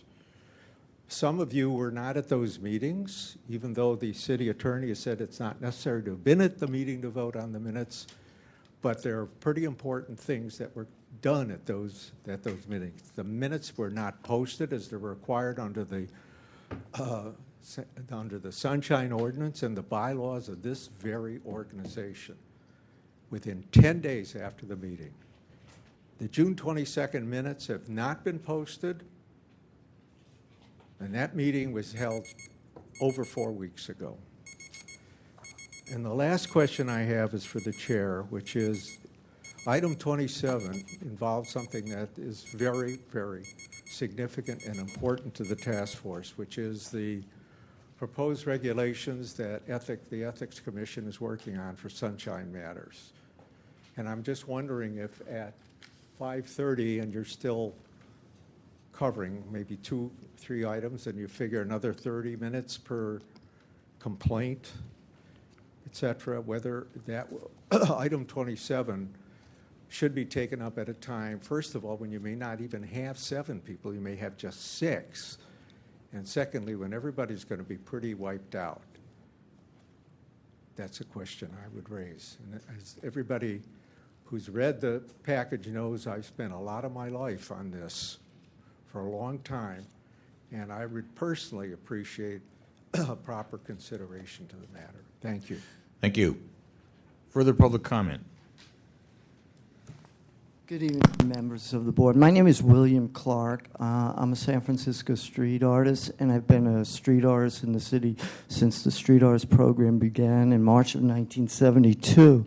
I would just like to make you aware tonight that last Friday, Mayor Newsom signed an ordinance which is going to raise the cost of the San Francisco street artist certificate fee $47 a year. And the cost of that fee increase has been specifically stated that the reason for that increase in the cost is to charge street artists a fee to process public documents requests under the Sunshine Ordinance. My brother and I plan to file a complaint with this board before the month is over, so you can consider it.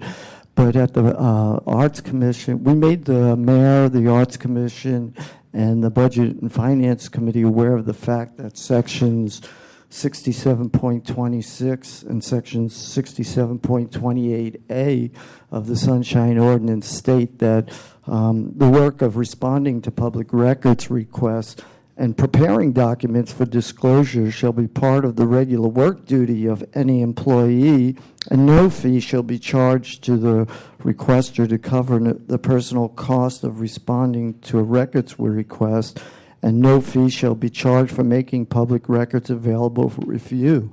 The Arts Commission specifically stated that this fee was to pay for the Art Commission staff's time and the city attorney's staff time to process these public requests. And I assert to you that this is an illegal amendment of the Sunshine Ordinance, and just want to make you aware of that fact tonight. Thank you very much. My twin brother is about to step up here, so don't think he's me because it's my brother, okay? Thank you. Thank you. Oh, I'm sorry. I wanted to give you my statement.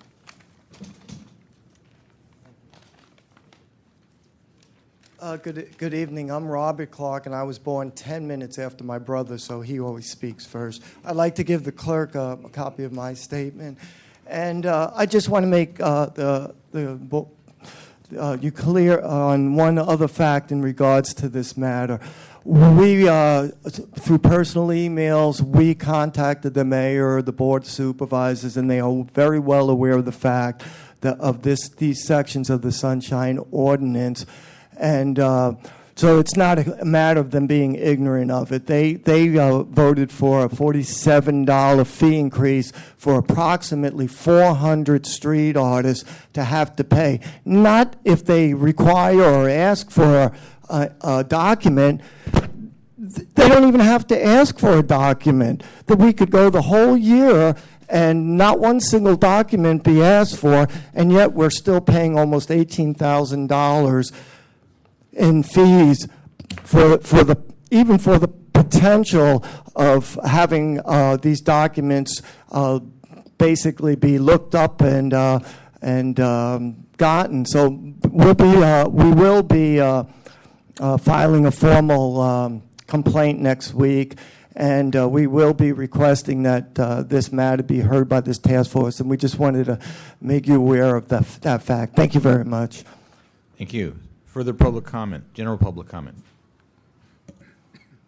Ray Hartz, I'd like to first talk about Mr. Grossman's comment in that many of the times you come before this task force and whether you win or lose is really based on whether any of you show up or not.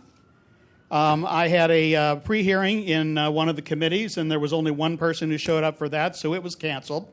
I think that does a disservice to the persons who come before you.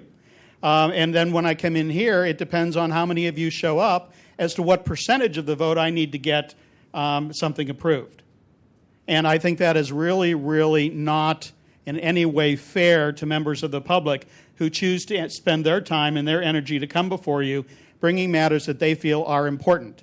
I also do feel that there are certain members of this committee that have vested interest for some strange reason to find every reason to protect the city and to enable them to continue to go on year after year. The police department, in the cases I've talked about, went 10 years without doing anything at all on the index of records. When I called the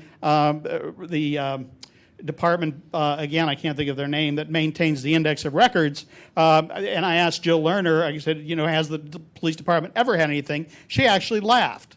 She said, ha, ha, ha, ha, you really think that they would? Now, I understand the differentiation between the department and the custodian, the persons maintaining the index.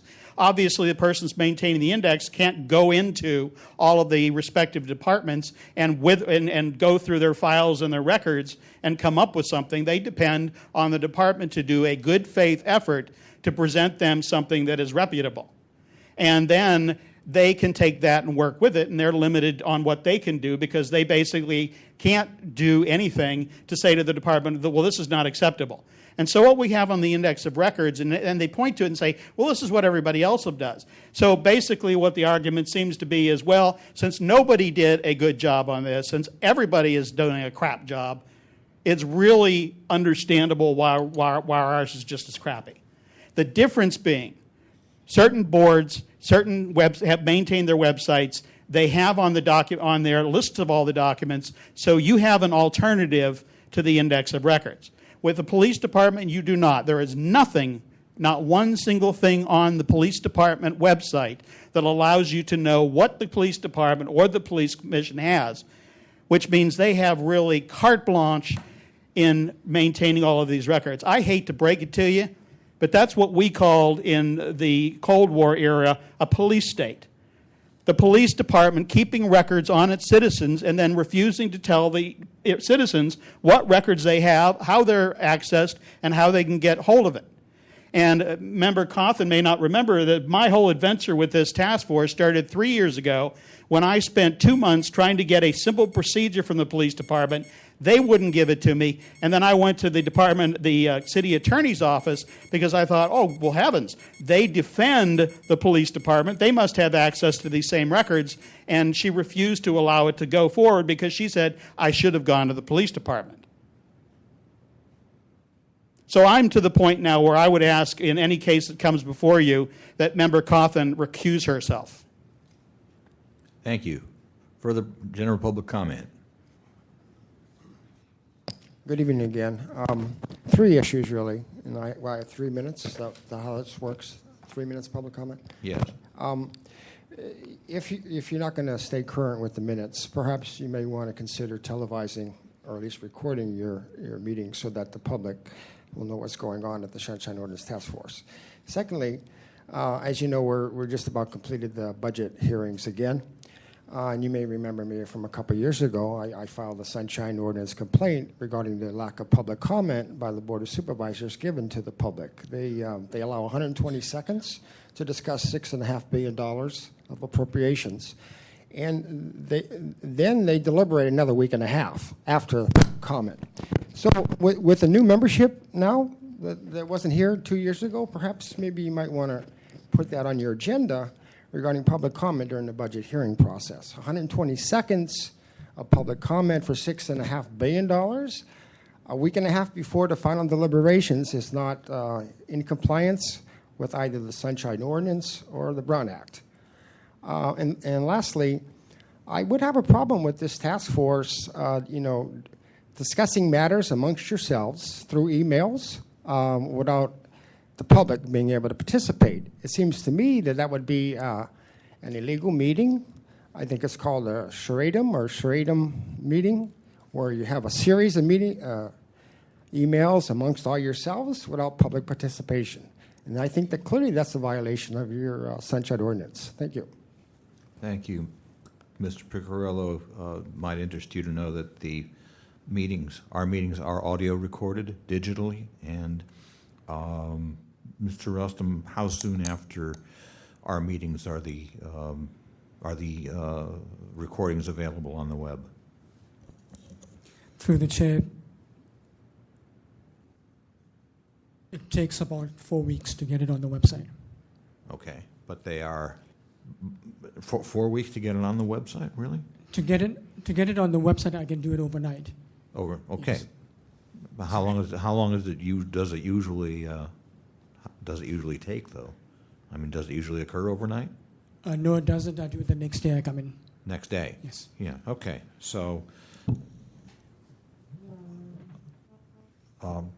also, Mr. Piccarello, regarding the emailing among members of the task force, that is indeed illegal. It is indeed a seriatim meeting, and if you have any evidence of that occurring, certainly we'd like to know about it. Thank you. Member Williams. Thank you, Member Need, for clearing that up. I just wanted to let him know. I don't know any of these fellow colleagues' emails, so we are not that friendly that we are colleagues on this board, but we do not talk to each other through email. So if you do have any evidence, please let me know, because each one of us think independently and I want you to know that we don't have secret Mr. meetings. Piccarello, please be talk. seated. But I want to assure you that we do not get together and talk to each other, email, on the telephone, or no other kind of way, until we get this package. Anytime that we hear through anything, it goes through Mr. Ruston, and he sends it to us. Okay, I'm speaking for myself. I have no email address. Further general public comment? Yeah, I'm Mr. Wright. The public comment that takes place between the public and the Board of Supervisors, I have a problem with that too. At each and every agenda meeting, when it lists public comment, it says that the public has 3 minutes to speak. But yet, when you have these meetings, they always cut it down to 2 minutes. And I object to that because the public is on the receiving end of the adverse treatment on the agenda that's at hand. And a lot of times, it's delivering a discriminatory trick and device effect to the public. So in order to only permit the public to come up and speak for 2 minutes when the Board of Supervisors is up there speaking all damn day is an insult on my intelligence. And furthermore, as far as what's happening here with a little confusion where it was believed that one of the people from the public think that you may be emailing yourself back and forth. I see how that confusion is coming about because one of your members of your board said something about you emailing each other back and forth to each other, and it led him to believe that you're taking care of business amongst yourself without having the public involved. So I can see how that confusion came about. But in order to remedy that problem, I think that you should have meetings like this televised through the government channel, just like the Board of Supervisors have their meetings televised on the government channel on Channel 26. That way you would appear to be more open-minded to the public, and any confusion or any review that has to be taking place where not only the public can educate themselves, you can further review and take note of what took place during the meeting at hand instead of waiting for this 1 month period that your clerk said takes place in order for it to be on the digital computer printout. Thank you. Thank you. As a matter of fact, sir, we absolutely agree. Please be seated, but I just want you to know that we absolutely agree that our meetings should be televised. Our meetings in the Ethics Commission, we agree our meetings should be televised. However, the people at the Department of Technology inform us that that is, at least for the moment, economically not possible. So We're on your side, believe me. Mr. Grossman, I'm glad you came back in because we are still on general public comment, and I wanted to address what you said about the matter, item number 27, dealing with the Ethics Commission. Probably that I'm be seated, please. But oh, okay. Probably that matter will be continued because the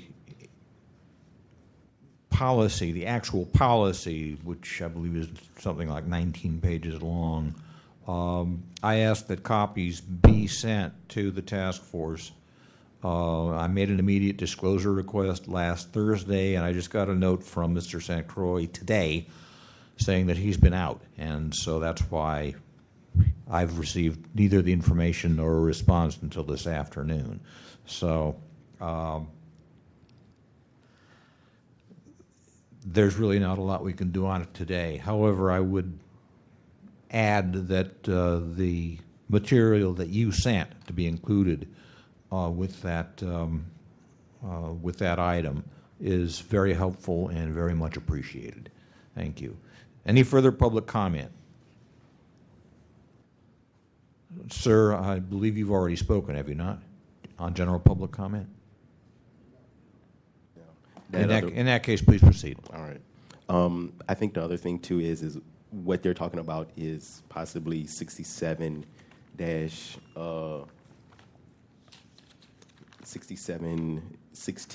paragraph 2 regarding the minutes. But what I'm also gonna move on to, I think the best way to deal with the absent members would be more to get an opinion from the city attorney regarding Robert's Rule of Order regarding this practice. So if only one of you or just the bare minimum of you show up, and these other people, will they be a part of this? I think just getting an opinion from the city attorney would be the best way to go. Thank you. Further general public comment? Okay. Before we proceed, I'd like to declare a 5-minute recess.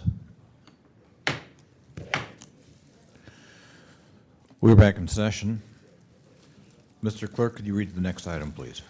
Item 11 is a pre-hearing on complaint filed by Ray Hartz against the City Attorney's Office for allegedly violating 67.29 of the ordinance. Okay. I'm going to invite the City Attorney's Office to approach the microphone. The City Attorney's Office had requested a pre-hearing on this, and so I think the City Attorney's Office should perhaps initiate the discussion in that pre-hearing and give us the reasons therefor. Mr. Chair, how many minutes do you have? 5 minutes.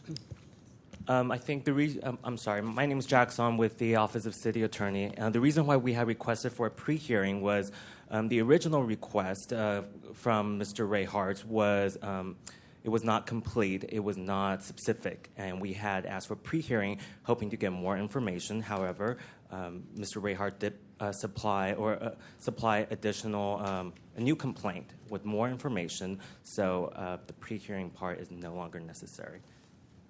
Thank you. Thank you, sir. Mr. Hartz, do you have anything to add to what Mr. Song just told us? Excuse Member Chan. Before I start, I just want to note that I know Jack, and it would not affect me. Okay. Please proceed, Mr. Hart. Yes, I would like to comment on this in the simple fact that they try to portray this as me withholding information. It is just a simple status of not wanting to give them information for the simple fact that what they do then is they write a letter 3 pages long saying yada, yada, yada, which has nothing to do with the complaint. Then I have to reply to that, and then they write another letter to that. And so by the time we get here, instead of having a simple discussion of a simple matter, it turns into what the last hearing turned into, which is an argument about, oh, this is about not having something posted on the website. And I don't know how many meetings I have been to before this task force where I have said, that's not what it's about, that's not what it's about, that's not what it's about. And here again today in your discussion, in that case, it was, this is about not having it on the website. And so Mr. Song basically, I think, is being disingenuous for the simple fact that if you read my letter, you can tell what's going on. But I think it's more disingenuous for the simple fact that they have 200 attorneys in the city attorney's office. And if none of them can read Section 6729 and compare it with what they have on the website, I think they just didn't want to. I think their argument really was, we just don't know which of the 300 or 400 different things he could complain about. And we want to know the specific complaints. We can only address them and not make the chance of sticking our foot in our mouth by addressing other things that he may not be after. Okay. Is there any public comment before we move forward? Seeing none, public comment is closed. And this takes us to the question of jurisdiction. The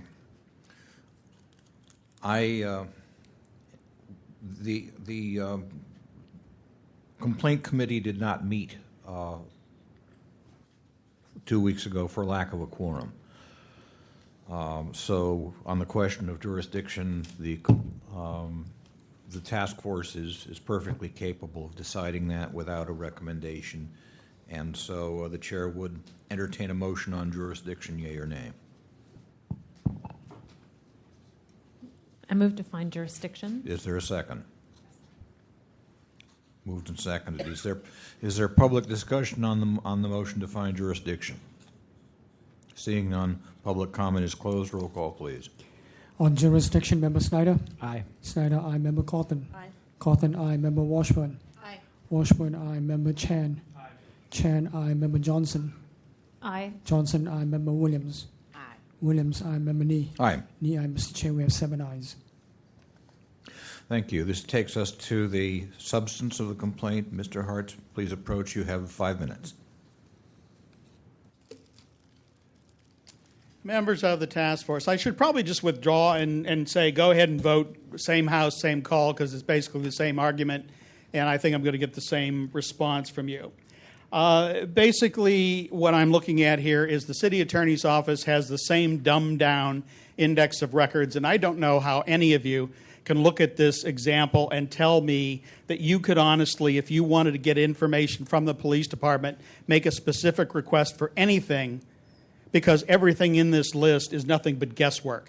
What is an administrative records? Is it one matter? Is it 50 matters? Is it 100 matters? There could be 1,000 matters in that category. And let's look at it this way. If I'm the police department and there are certain documents I don't like releasing, why don't I just stick them in a category where you probably would never figure they would be, so that you don't know where that is? Now, I'm a member of Mensa, and I don't say that to brag, although I am proud of it.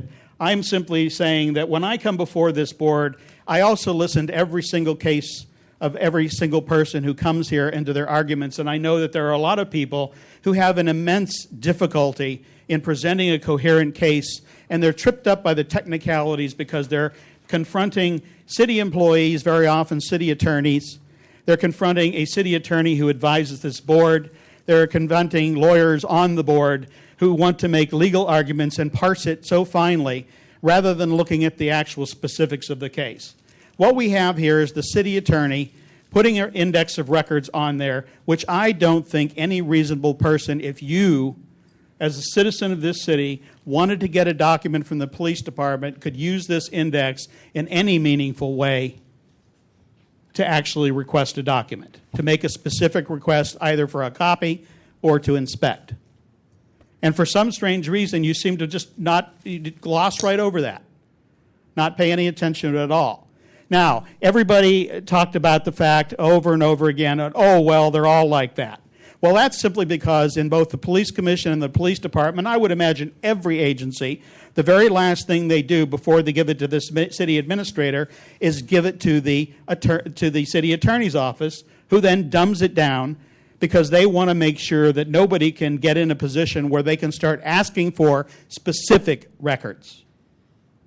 And that's exactly what they've done here. And I really can't see how you can look at these examples and say honestly that you, if you wanted something or someone you cared about got involved in a thing and you wanted something from the police department and they were giving you a hassle, that you could go to this record and look at it for anything. An index in a book tells you the pages it's on. It gives you some place to go. An index of maps in an atlas tells you what page the maps are on. What does this tell you? It doesn't tell you anything. It simply gives you a link where you click it and it repeats the same information, adding one additional thing, how long we keep it. And again, the same analogy. If let's just go down to the San Francisco main library here. Let's get the card catalog and nothing, we'll just have cards. It'll say history, 4th floor. Social science, 5th floor. And that's all the index it'll get. That's all the information. It is an index, and it is an index to what they have.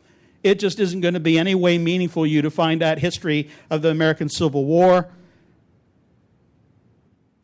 or Queen Victoria's reign in England or anything else because there's no other information. And that's what you have here. You have a listing of categories, no way of knowing what they have chosen to stick in those categories, no way of requesting any documents, and that's just how they like it. They want you to be in a position of a supplicant, where you call them up and you say, I need to get this information, and then they can proceed to ask you all the questions prohibited by Sunshine as to why you want this, what specifically are your purposes, yada, yada, yada, because we need that information to help you find what you're looking for. Well, if I had an index, I could look it up myself.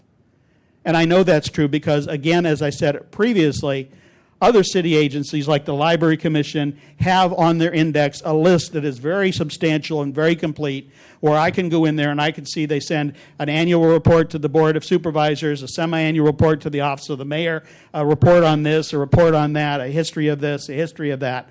And I can ask for a specific document which in my mind says to me, well, that looks like it would be a place that I would consider. But because you have nothing here except generic terms, you can't do that.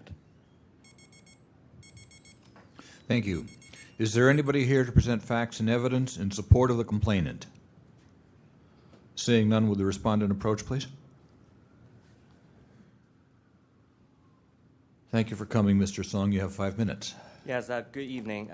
First, I just want make some clarification. The first public record request from Mr. Ray Hartz was, City Attorney has failed in any meaningful way to comply with Section 6729.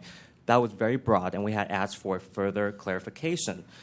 Mr. Hart's complaint, which is located, I believe, page 62 of your packet, tonight's agenda, brings up 3 points. One, he believes that there's not enough information on the index of records in general, and it does not serve the purpose of Sunshine Ordinance.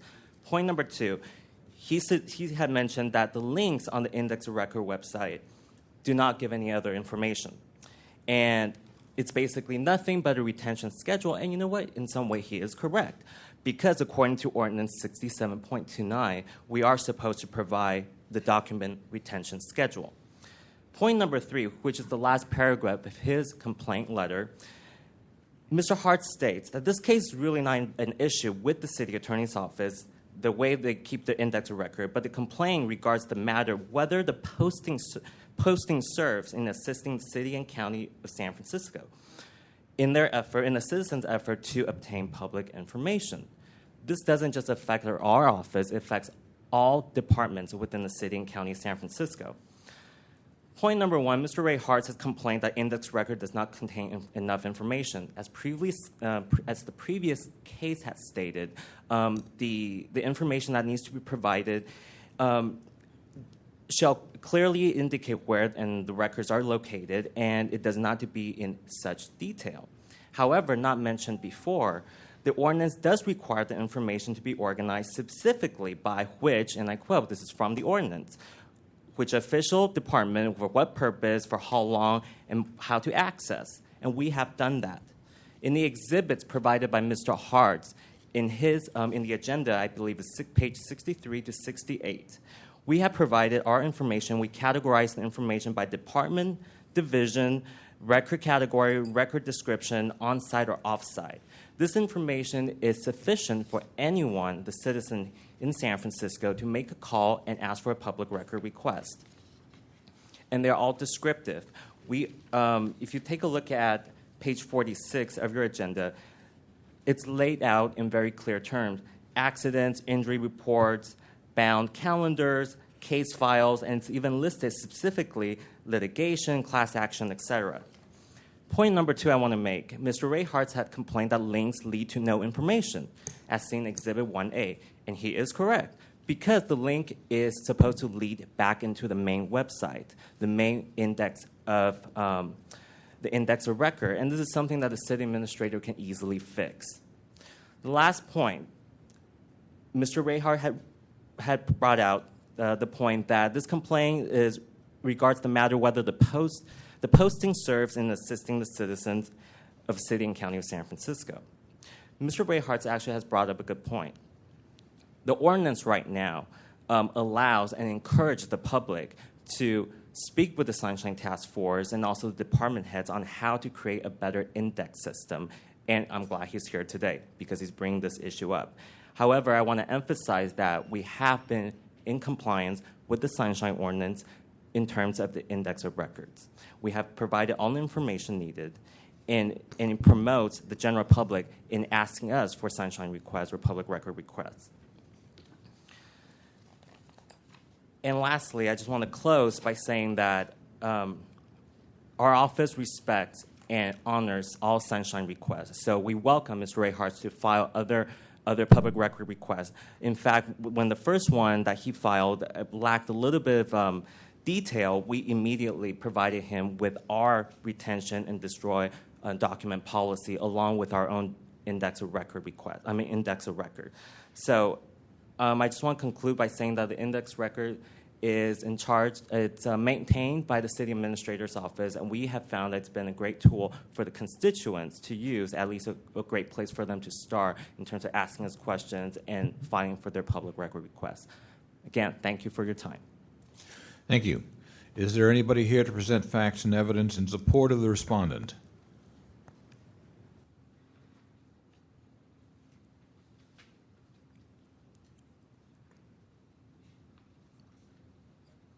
Hello, Olga Ryerson with the City Administrator's Office. I don't want to repeat what I said before. It's ditto. But I do want to say that members of the public have used this index of records for the last 10 years, and it is a good tool for members. Hundreds and hundreds of records requests are made, and I know because I get many of them. So the index of records is used, and I think it is a good tool for members of the public. That's all.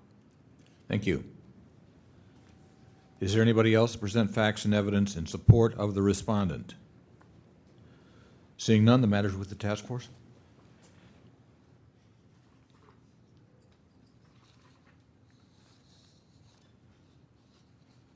Member Washburn. I have a question about, this might, I guess Mr. Song could answer this for me.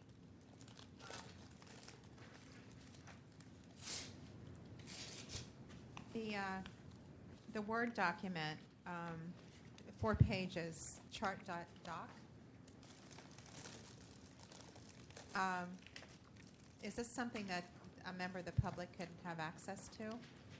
Or is this for the department's use in keeping track of, this is your retention policy that, I'm just wondering. Yes, what page or are you referring to? It's page 58 through 61 in the packet. Okay. 4 pages, it's a spreadsheet. But it's a doc file.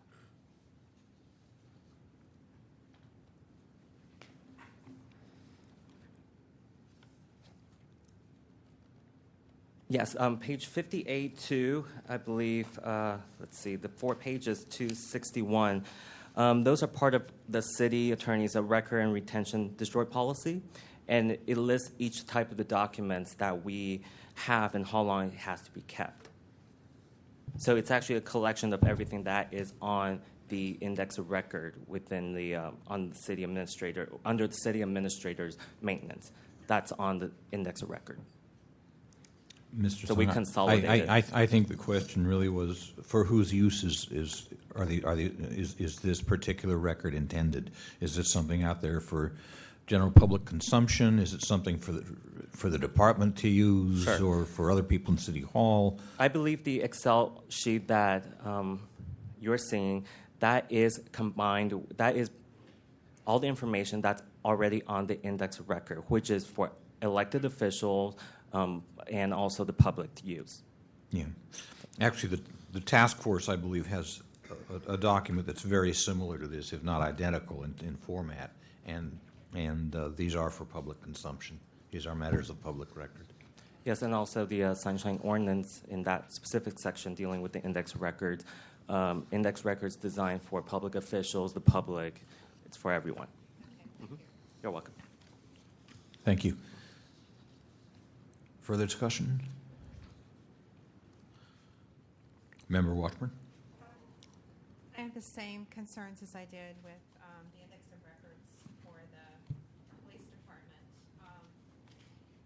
You really have to understand a lot of jargon to be able to negotiate this index of records. And I think for the regular layperson, some of this would be pretty mysterious. And I have no doubt that the city attorney's office, the contact person, would be helpful. But I still, my thinking is the same as it was for the prior matter. There could be some explanation here that would help everybody understand, for example, what a bound bond transcript is. I have no idea what that is. And some of the other categories are not transparent. So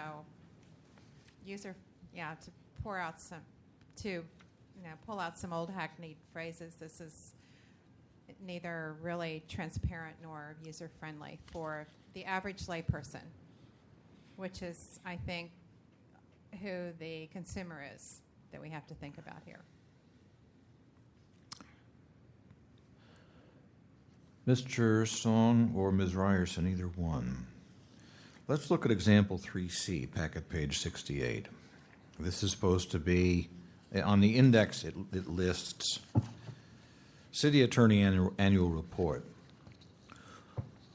Now, on the actual page to which that links, where it says General and Administrative Records, City Attorney Annual Report, why not provide an actual link to City Attorney Annual Reports from that page? Or why not provide links to, say, each of the last 10 annual reports on that page? Would either of you like to respond?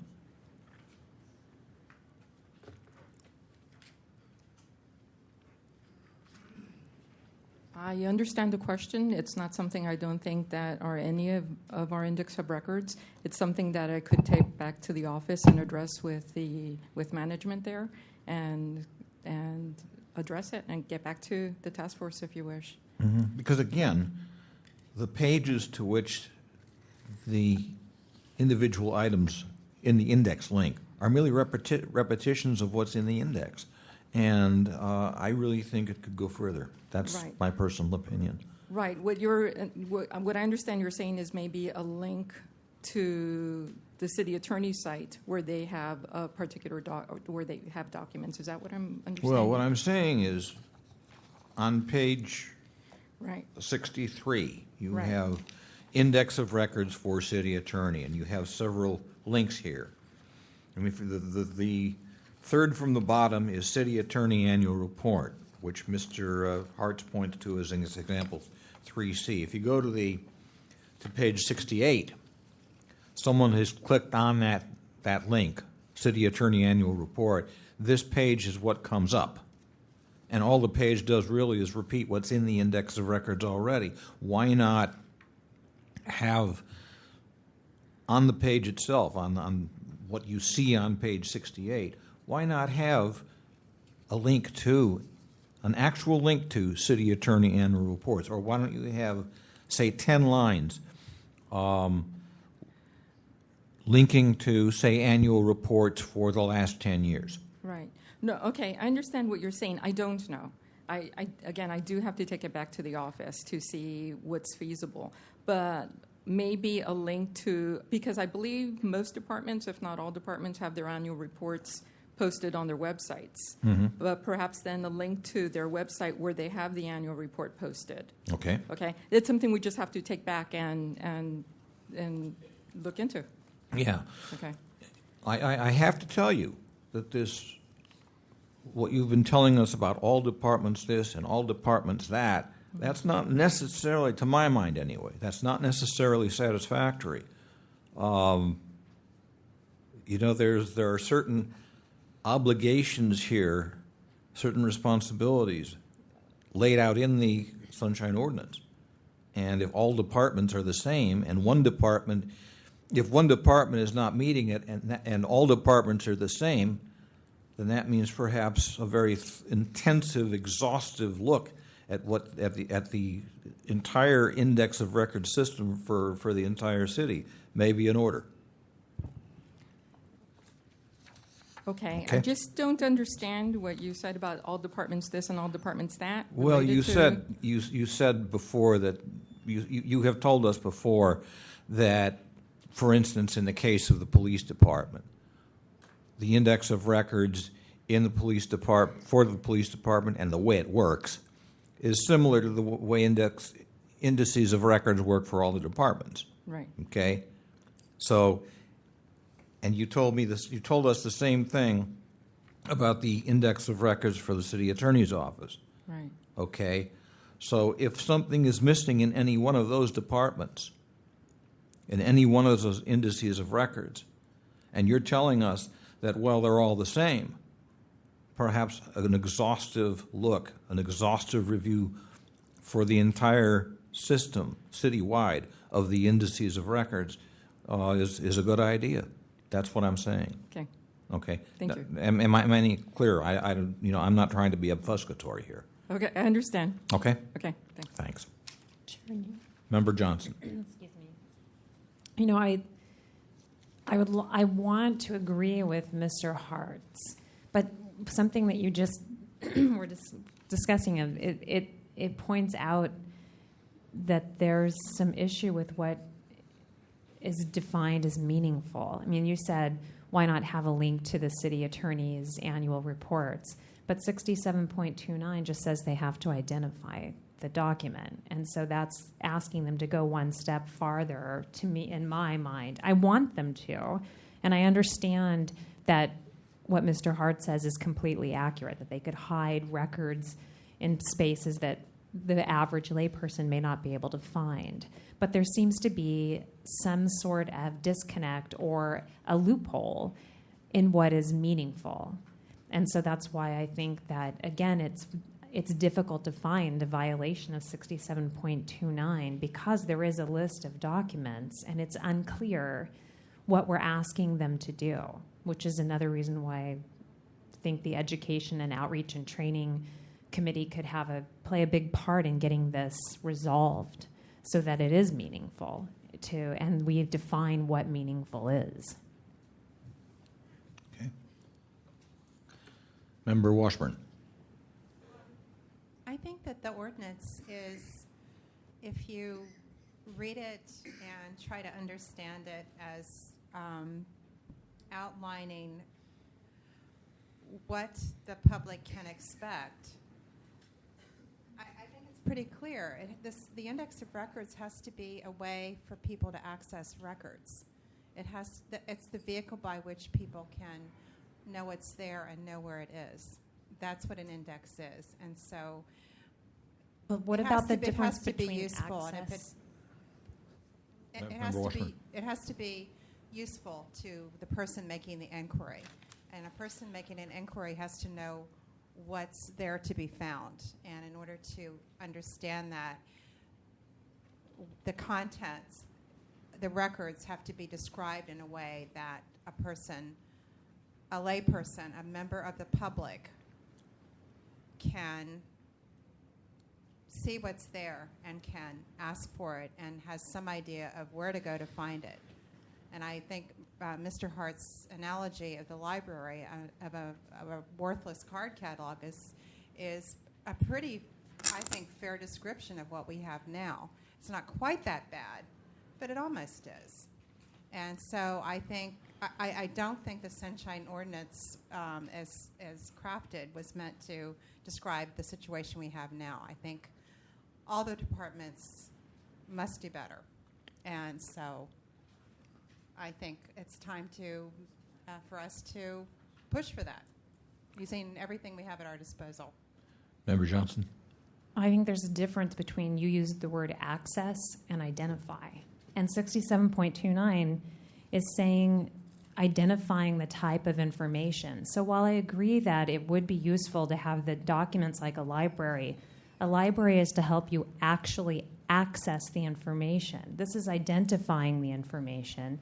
And I think that I agree with you about what it's meant to be, but I think therein lies the loophole where this argument is difficult for us to find a consensus on violation.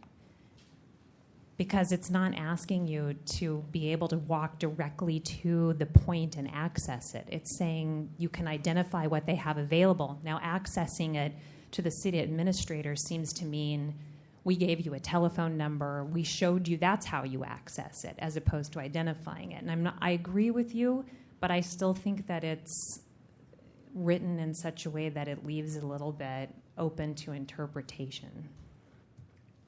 Member Cawthon and Member Washburn. Yeah, but I think that the city attorney's index is not as good as the police index, but it does fulfill a requirement of 67.29, which is, as was stated, describing the types of records. Also, it says the index shall be sufficient to aid the public in making an inquiry of the department or a request to inspect. So my thought about the index of records, it's a general categories of what's available to aid the requester in asking the department for the specifics. Member Washburn. Well, I think the issue is, first of all, identification. And you can list documents that you have, but if you list them in a way that you have to be able to speak a certain language and have special information that you as a member of the public can't be presumed to have, then the index is really not useful to members of the public. To begin accessing records, to even find that number to call, you have to know what it is you're looking for. And you have an idea, but if you can't match it up to any of the categories given because they're in terminology that's, completely unknown to you, it's useless. At this time, the respondent and then the complainant will each have 3 minutes to make any concluding or rebutting remarks.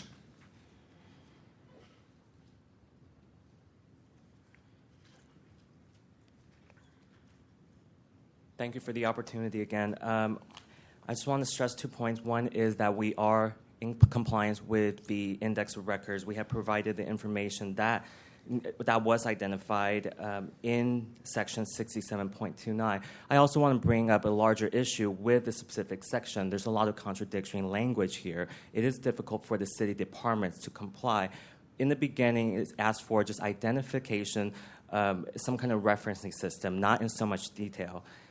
Later on in the paragraph, it says it should be as clear as possible, and it should be preparing a manner where it's in detail, and that's already contradictory right there. The index of record is not designed as a document retention center.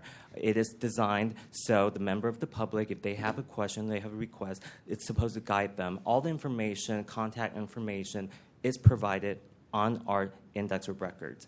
And this is how Mr. Ray Hartz was able to file his public record request through the index records. He saw something that it wasn't there. He then filed a request. He had our contact information, and that's where we are today.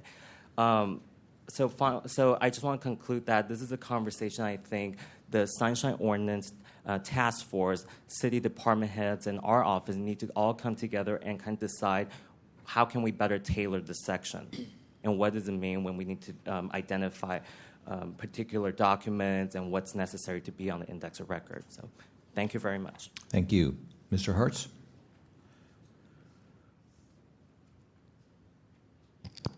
I would appreciate it if everybody would turn to the item provided by the City Attorney's Office, the retention schedule, and in particular, page 3 of 4 of the attached examples.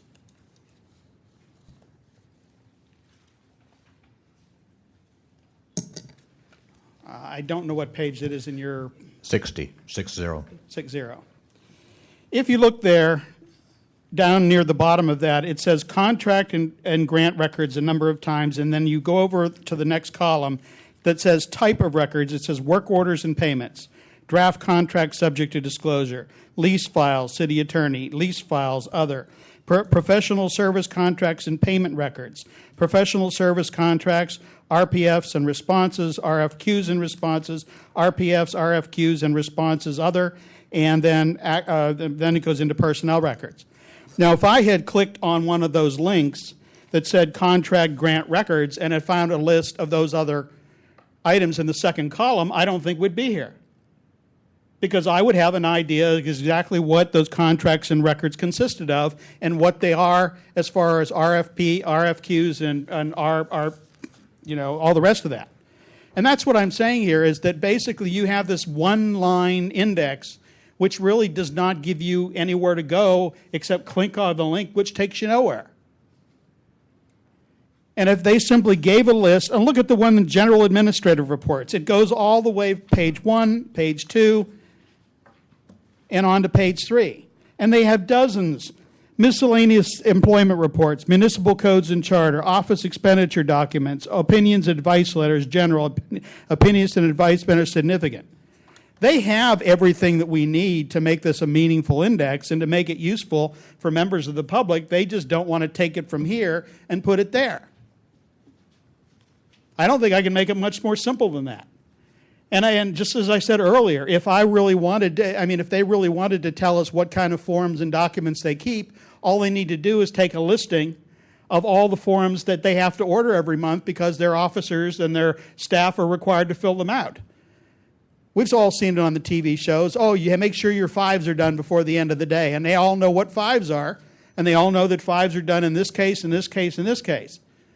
And all they would need to do was take the same information that they provided to you, put it on the website, and it would be a meaningful listing. It would be something I could say, oh, that's the thing I want, it's in administrative files. Oh, that's the thing I want, it's in personnel records. But what they have is personnel records. Well, what is that? Is it one thing, 5 things, 500 things, 5,000 things? And that's really what they've done. And when they go, oh, well, he didn't make it specific. It's not meaningful in any way. It was hard to make it specific because I couldn't find one thing that I could look up using this index. And I actually thought about coming in here and making it a puzzle and saying, okay, can anybody on the Sunshine Ordinance Task Force tell me the answer to this riddle? What can you look up with the index of records?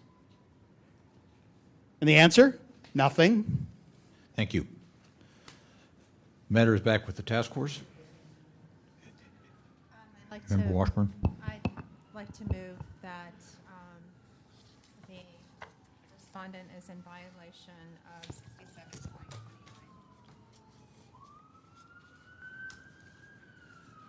Is there a second? I want to say something first. You may second for purposes of discussion. The chair will second for purposes of discussion. Okay. Member Chan?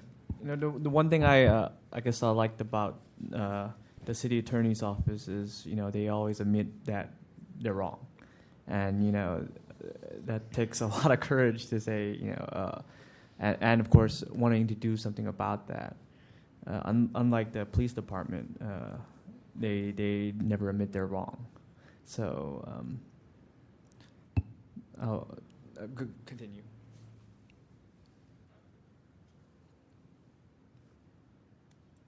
Further discussion? Is there any public comment on the motion? Seeing none, public comment is closed. Further discussion? Roll call. I just had Member one Kaufman. quick final question. We are bound to follow what the ordinance says, and it's a question of how you read the ordinance. And to my mind, what the ordinance requires is what they have done. We would like it if they had annual reports and then they had 2009, 2008, and so on and so on. But that's not the way they do it. They indicate to us that they have annual reports, and if we want the 2009 annual report, we make a sunshine request for it.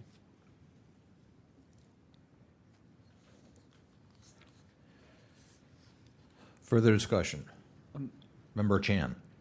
I think before, if I remember correctly, that even though what's in the Sunshine Ordinance that states their requirement, as task force member voted, I guess, more towards that, in not in violation or actually in violation. Anyways. So you're suggesting that previous task force decisions finding violation might apply here as precedent? Is that what you're saying? Yeah. Okay. Thank you. If I remember correctly, I don't know what case was that, but as task force member, even though it doesn't, in the ordinance states one thing, we still voted. Okay. Member Washburn? I just want to make sure I'm absolutely clear about something here. We have the index of records, this retention chart, and if this could be what the public sees, like Mr. Hart says, we would have something really useful. And so I want to make sure that I can't get to this through here. Is that the case? Yes. Please approach.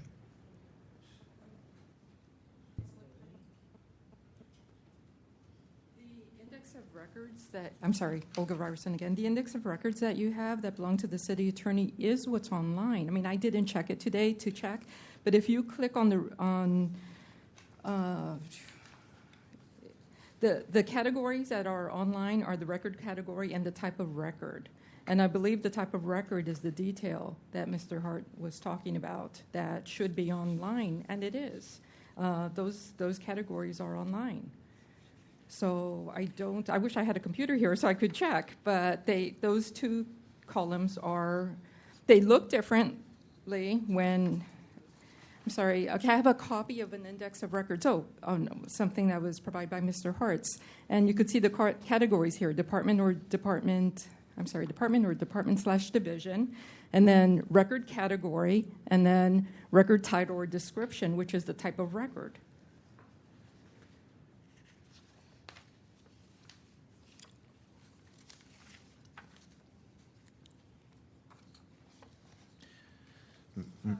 Ms.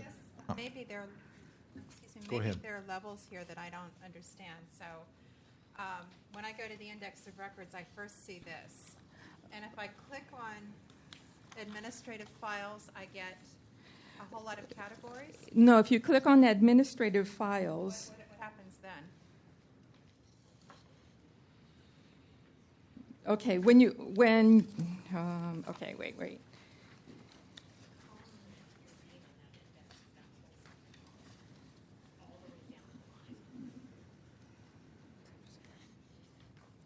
Well, what you see, that list, what would be on the main list would be general and administrative records, and if you click on that, you would then see administrative files and then the years of retention.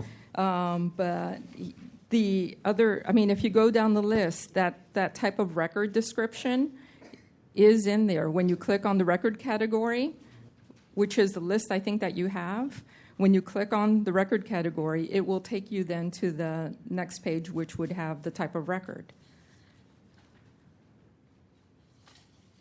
And the rest of the information, that, you know, the storage time. So one thing I'm really interested in is the grand jury reports. I know that a lot of great work happens in the city with the Okay. grand jury. So if I, you know, figure that that's probably in the city attorney's office, how do I get to those starting here, index of records? How am I going to find out where to access Well, those? that's the index of records to a particular department then, right? If I see that. This is city attorney. That's for the city attorney. So if they have grand jury reports, oh, okay, I see. You would find it under general and administrative records. They do have grand jury reports. It's Mike. The where it says grand jury, that's on the index of records. You just don't see it on here because we don't have the whole alphabet. But that second column that you're reading, that's identical to the master index. So if you look where you looked at administrative files, right. If you go right, the next thing in the column you're reading is attorney timesheets. And if you look on that list, the next thing is attorney timesheets. So that's why I'm saying it's hard for me to say a violation of 67.29. That is the index. So everything under type of record, I would see on the absolutely. main page. Okay. Not on the main page, but when you click on the record category to get a further description of that type of record, it would give you. It is on the main page. It is on the main page? That's what this is, the index of records for the city attorney. Okay. I don't have that. I'm sorry. I don't have that copy with me. Okay. Okay, it is on that. Okay. I have a question, Ms. You have, excuse me, Member Cawthon Ms. and Wright. Member Chan. We were just talking, Ms. Ryerson, we were Yeah. just talking about grand jury reports. The index that we have gotten here doesn't go down to G.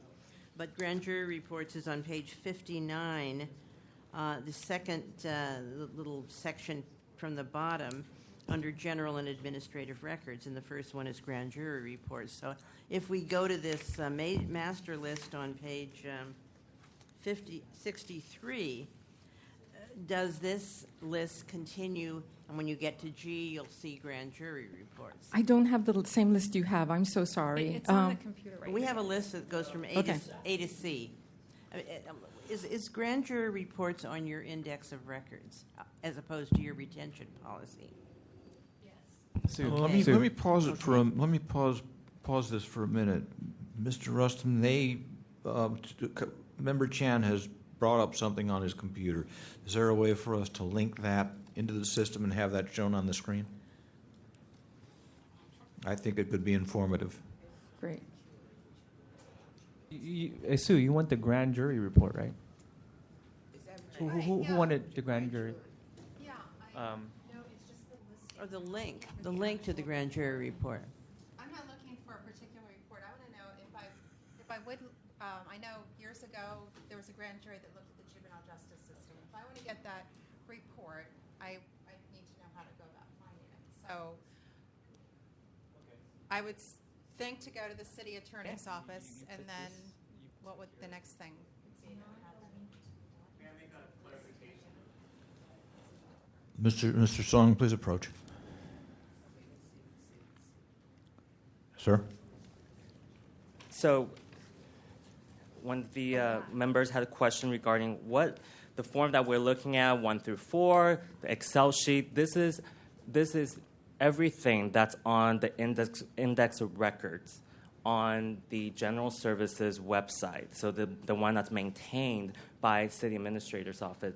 This is what you're saying. We put it together for for your reference. So if you were interested in the grand jury report, you would go to that particular link, and it would say how long, if it's accessible, is it on-site, meaning it's within our office, we can send it to you, or is it off-site, it would take a few days, extension, etc. So everything you're seeing here is already on the index of record. Hopefully that clarifies. Thank you. Okay, Member Chen, perhaps you could step out and duplicate what it is that, and use the system to share with us what it is that you found.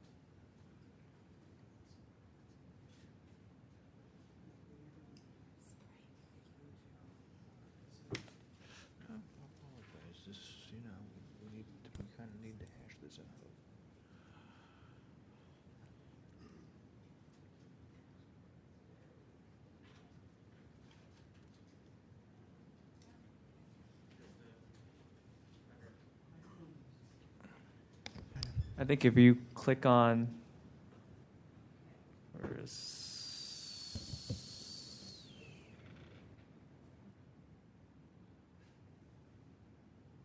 it? Oh yeah.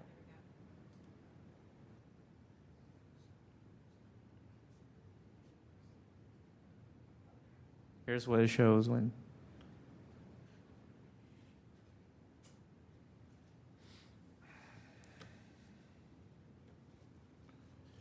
That's helpful.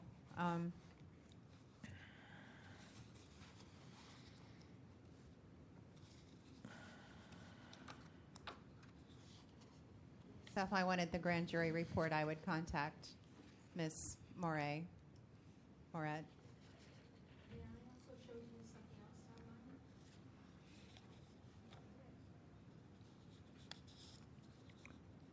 Yeah, you'd have to. Member Chan, do you want her to use your computer or the computer that's there? Yeah, I think you can use the computer over there. Right here.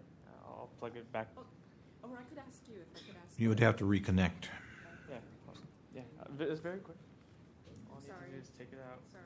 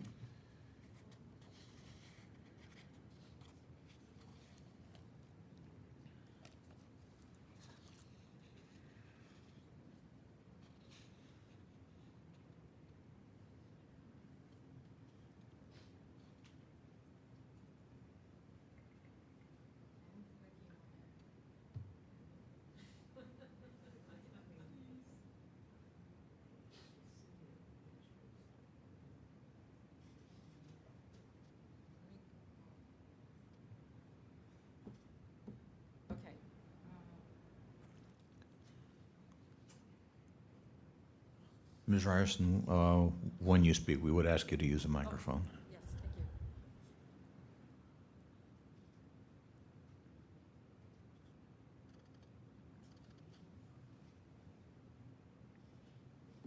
There is one other search mechanism I wanted to show you on this, and this is option 2 on the index of records.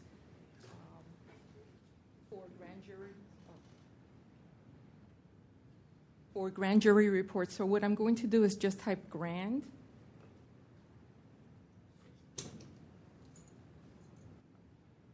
And then hit go. And what it shows me is for the different departments who has grand jury reports.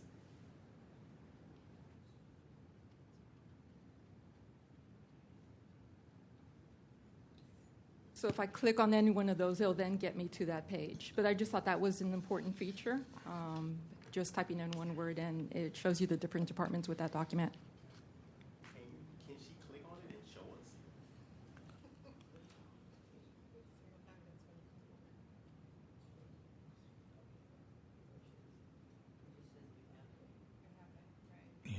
Okay. All right. Thank you. And Member Chan, thank you very much for providing access to your computer in this proceeding.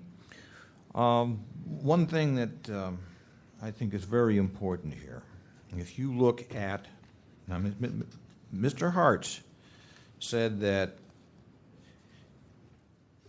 if the process for going through the index of records mirrored what was in the retention schedule, he wouldn't be here. And what I find very interesting is that if you look in the second, start on packet page 58, and you look in that second column where it starts administrative files.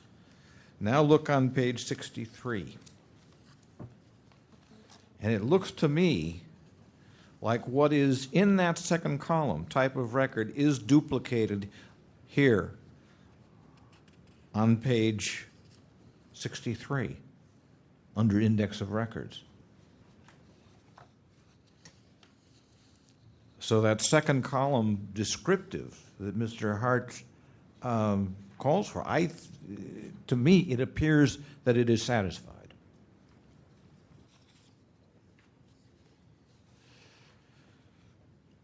Further discussion? Roll call, please. On the motion, members. Out of fairness, don't I get a chance to do something with this index? They've had a lot of time to come up and talk way beyond what I had. They've had a lot of time to come up here and demonstrate on the computer. They get to show you what they want you to see. And I don't get Excuse me, Mr. Hartz, please be seated. Mr. Chan presented this as a help.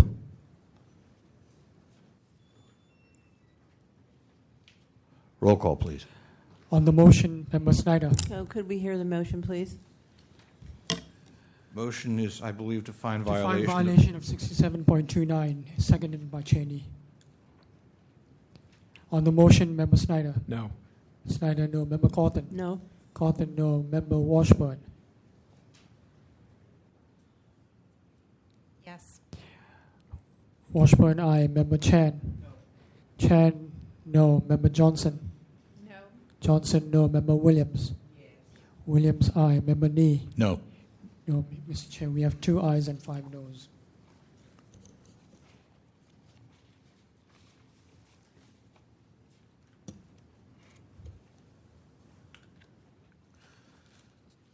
Thank you. May we have the next item, please? The next item is item number 14, determination of jurisdiction on complaint filed by Barry Toronto against the MTA Board of Directors for alleged violating the Ralph M. Brown Act for conversing extensively with an MTA employee on an item not on the agenda. Okay. Is there a motion to find jurisdiction? Moved and seconded. Discussion. Is there any public discussion on the question of jurisdiction? Seeing none, roll call, please. On jurisdiction, Member Snyder? Yes. Snyder, aye. Member Cawthon? Cawthon, aye. Member Washburn? Aye. Washburn, aye. Member Chan? Chan, aye. Member Johnson? Aye. Johnson, aye. Member Williams? Aye. Williams, aye. Member Nee? Aye. Nee, aye. Mr. Chair, we have 7 ayes. Okay, that takes us to the merits. Is Mr. Toronto present, please?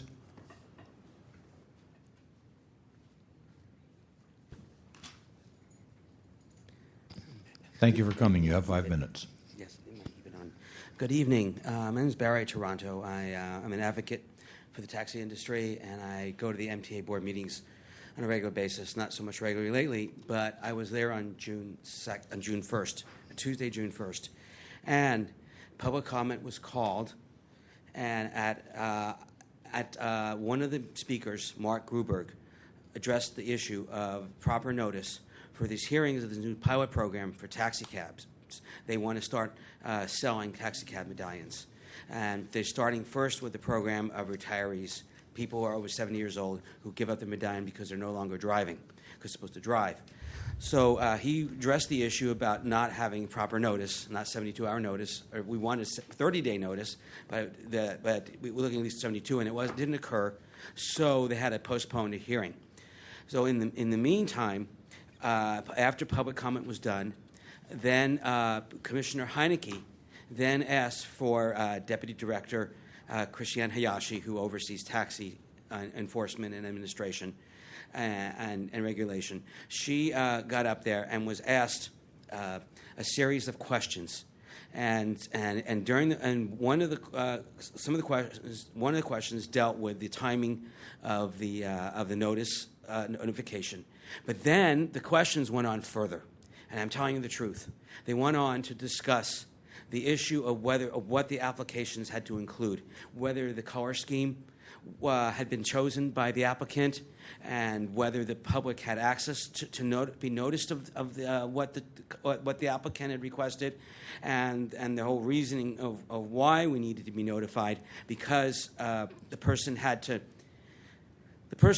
we needed to know whether the person was qualified to get the medallion. It's a very big deal in the taxi industry because a lot of people who are not qualified seem to come up for question about whether they should get these medallions. They're very valuable property, although the pricing has made it difficult where it may not be. That's another story. Okay, a different issue. So the next issue is the timeline on the tape. I reviewed it early this morning, the timeline on the tapes. At approximately 45:40, Mr. Gruberg went up and spoke. He got 2 minutes. At approximately 47:46, he stopped. And then, at the end of public comment, Commissioner Heineke then had some questions, and that happened at 1 hour and 20 seconds. And then, at exactly 1 hour and 1 minute on the tape, Christiane Hayashi immediately got up there and started answering questions and making clarification. And it went on. I was wrong. Not more than 5 minutes. It went on. She spoke for exactly 7 minutes and 20 seconds. That is exactly when she went to sit down. I looked it up. And I consider that an extended period of time because it not only addressed what Mr. Gruberg went up to speak about, it addressed some other issues that did not wasn't addressed during public comment, during even my public comment. The issue is there were 8 questions he asked, and then the last one was a suggestion about the whole issue of self-policing function of the industry, and how we needed to make sure that we knew ahead of time about whether the person's a qualified applicant. So the problem is this reason is an exception to the rule is these type of issues should be a report under the executive director's report. Or immediately after the first couple of questions said, hey, we need to agendize this as a separate calendar, as a separate item at the next meeting. Or they could have at least allowed us interested in the topic to come up and make public comment on the staff person's comments and on the commissioner's comments. Yes, it's true. He was the only commissioner that asked questions. And Mr. Ford did agree just before Ms. Hayashi got up, and Ms. Hayashi got up and agreed that she should come up and speak and address this issue about notification. But it went on a lot further. I'm trying to repeat this because the stress of the point, I would not have made this report because sitting here almost 3 hours is not something I like to do. But the problem is this is a very big deal. Taxis have come under the MTA now. The best watched show in the city, besides Family Guy, was Taxi Commission. And now it doesn't exist. So when these important issues come up, We deserve a proper hearing, and we're not getting it at the Freudian slip, at the MTA commission, at the MTA board of directors meetings anymore. It's not happening. Very few items come before related to taxis anymore, before this appointed body by the mayor. It now goes to these advisory boards and these citizens groups appointed by staff and not by the appointed body. So this is a very important issue when you're talking about starting a new program that makes the taxi industry a cash cow. That's a different show. So the point I'm trying to make, closing here so we move on, is that this was an unusual situation, that there wasn't just asking for clarification on something already discussed in public comment like you did tonight. You asked clarification of something a speaker said tonight. It went a lot further than that for 7 minutes and 20 seconds. Thank you for your time. Thank you. Is there anybody here to present facts and evidence in support of the complainant? Seeing none. Sir?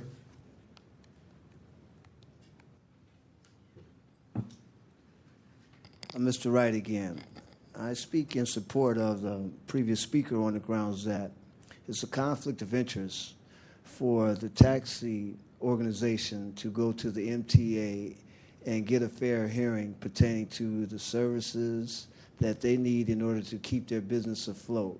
The MTA is on the same payroll as the city and county of San Francisco and the municipal bus railway system. It's not in their interest to get customers to take taxis. Okay, sir, we're dealing here with a matter of proper conduct of a public meeting. That's what we're talking about here. I understand that, but see, that fact alone is just another example why he's not getting a fair representation, because it's not in their interest. So okay, were you at that meeting, sir, that he referred? No, I can just tell from the well, from this what he is, says. sir, the reason what we asked for is facts in evidence in support of what the in support of the complaint, basically. Okay. I'm just talking and about based on what you're he not told me. well, but you're not offering facts and evidence. Okay. But thank you. Would the respondent please approach? Thank you for coming. You have 5 minutes. Thank you. I'm Roberta Bomer. I'm the secretary to the MTA Board of Directors. And I know that in my response I directed you to online, so you had an opportunity to listen to the exchange yourself, but this afternoon I realized that y'all are busy and you may not have a chance, so I did actually transcribe the comments for you. So there is a record of it just in case you didn't have a chance to listen to it. And actually, Chris, could I have one of the copies back, because I know Mr. Toronto would. So during public comment, Mr. Mark Gruberg did raise some issues with regard to the notice for a public hearing and about the information being provided. During the same public comment, Mr. Emil Lawrence, Mr. Barry Toronto, and Rua Gravis also expressed concern about the process, the notice, and the information that was provided. As you can see here in the transcription, Director Heineke started off by saying just a brief question on that. And he clarified his intent as, I want to make sure that we're going through a process in a way that allows for full industry input. He was attempting to respond to the comments that he heard during public comment and to provide information to the people who had expressed concern right then and there.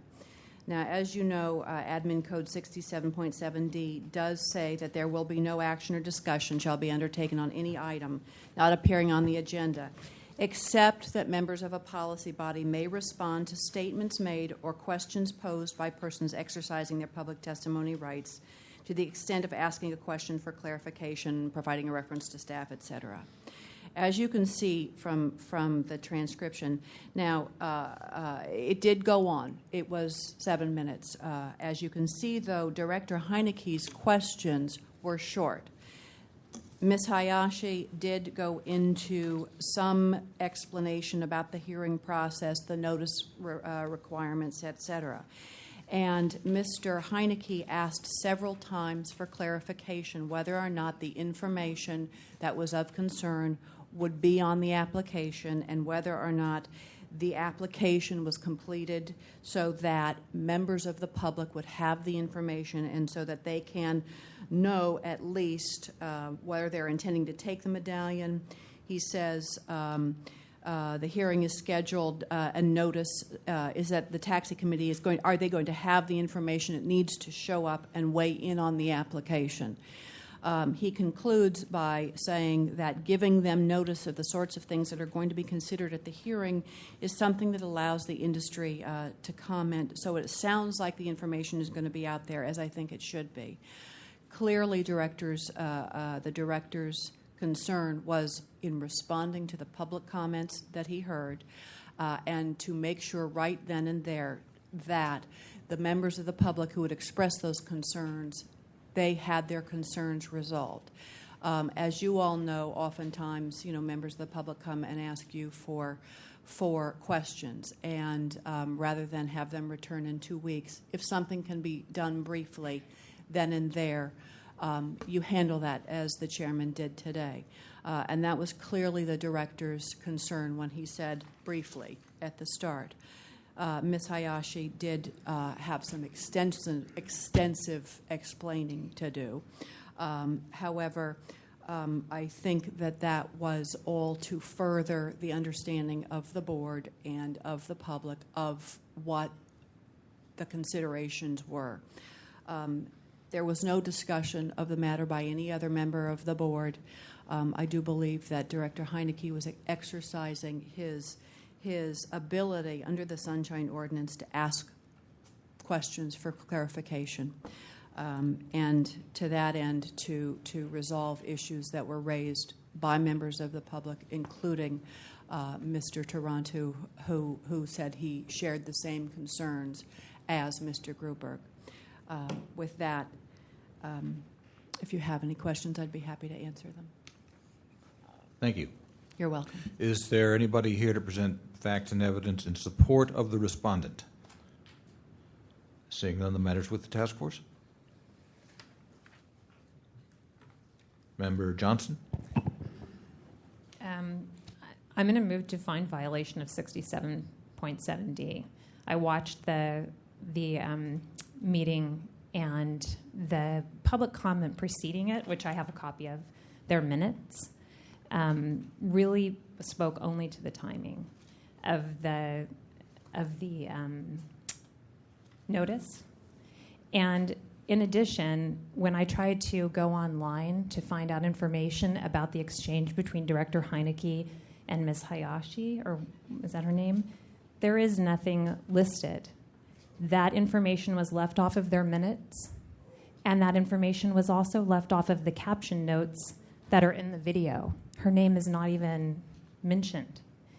And I think that while I do believe that the director intended to question her about the timing, it went a little too far. And I think he also recognized it. Mm-hmm. And there is an error in the respondent's handout. On the last page where it says that Director Heineke said, okay, let me just turn this into a whole item, which would actually be something that maybe he should have done or tried to do. I'm not sure what the rule is exactly about that, but he said not to turn this into a whole item. Well, there is no such thing as half an item.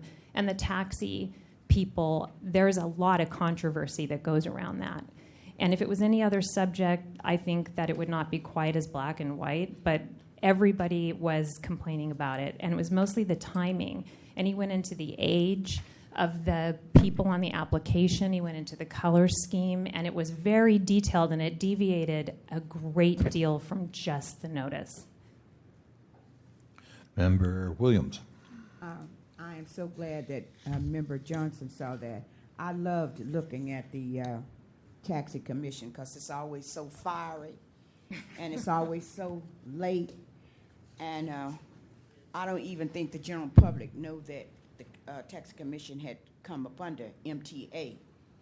And when I looked at this, I was very, very shocked to even know it, because I was really looking forward to seeing how they carry on over the medallions, which is quite expensive. And then, like she said, Ms. Johnson said, they got into the age and this lady did go on too long, and I thought it really got out of hand too much, and with the age and different things that they were saying.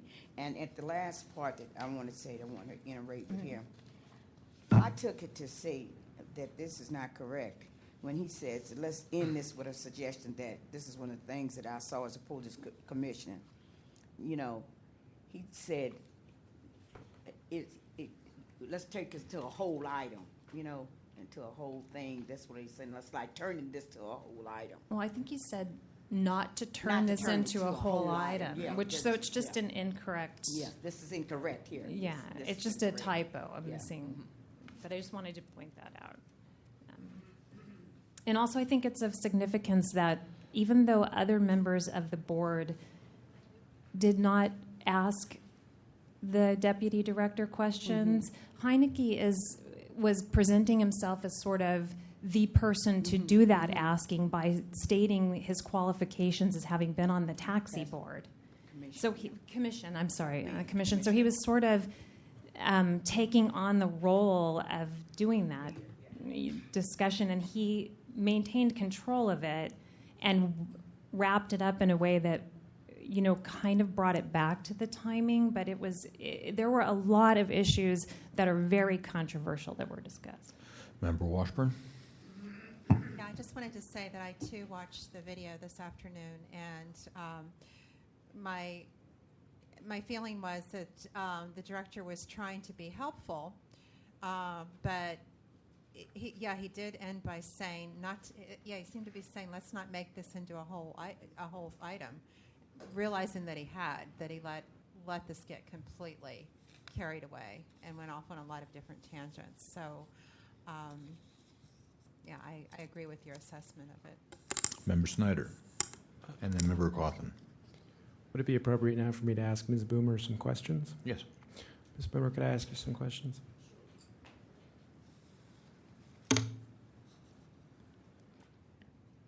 So, thanks. I just wanted to be clear on who everybody here is, first of all. Heineke is a member of the board, the MTA board, correct? Yes. And Hayashi is not, correct? No, she is the Deputy Director of Taxi Services. Okay. So in your correspondence with the task force and also in your verbal comments earlier, you made the point that no discussion by any other member of the board took place. Yes. Is it your position that in order for there to be to have been a violation here, the discussion had to have been between two members of the board? Is that why that's important, or is there some? Yes. That the board did not discuss any policy items. The board did not take any action. It was solely an exchange between a board member and a staff member in which he was seeking clarification. Okay. Okay, thank you. Unless anybody else I just has. had a question for Ms. Boomer also. Hi. The question was, do we give them sufficient notice about the medallions? Yes. And then Ms. Hayashi came up, and she did give a lot more information than the answer to the notice. So that would... but your position is because no two members of the board discussed it? Yes. Yeah. I mean, the thing that concerns me is that Ms. Hayashi started talking about the colors and how they do it and how everybody has a fair shake and so on. So it was a little bit going beyond the bounds of the answer to the question, which would have been appropriate. Yes, we do give them sufficient notice. So that would be my thought. And if you wanted to say anything, I'd be very interested to hear what it is. Well, and it's tough because I know that my board, although, they will be respectful of staff, and even though staff does provide more information, they won't interrupt and say, that's enough, or you're going overboard. They'll let them finish. I guess part of what I was reacting to as well is that the allegation is that the MTA board extensively conversed, and that is as was listed on your agenda today. And the board did not extensively converse. There was Director Heineke asked some short questions or fairly short questions to Ms. Hayashi, and she provided some lengthy response.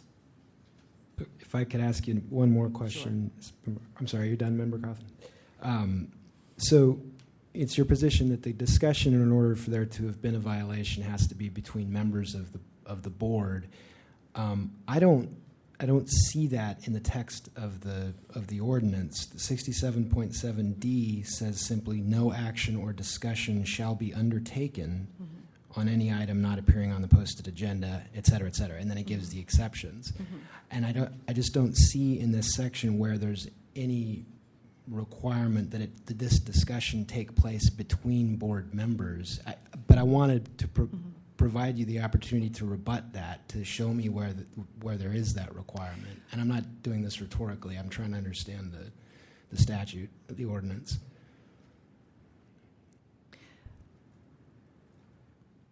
Clearly, Director Heineke, every time he opened his mouth, it was in the form of a question until he concluded and he made his statement. I've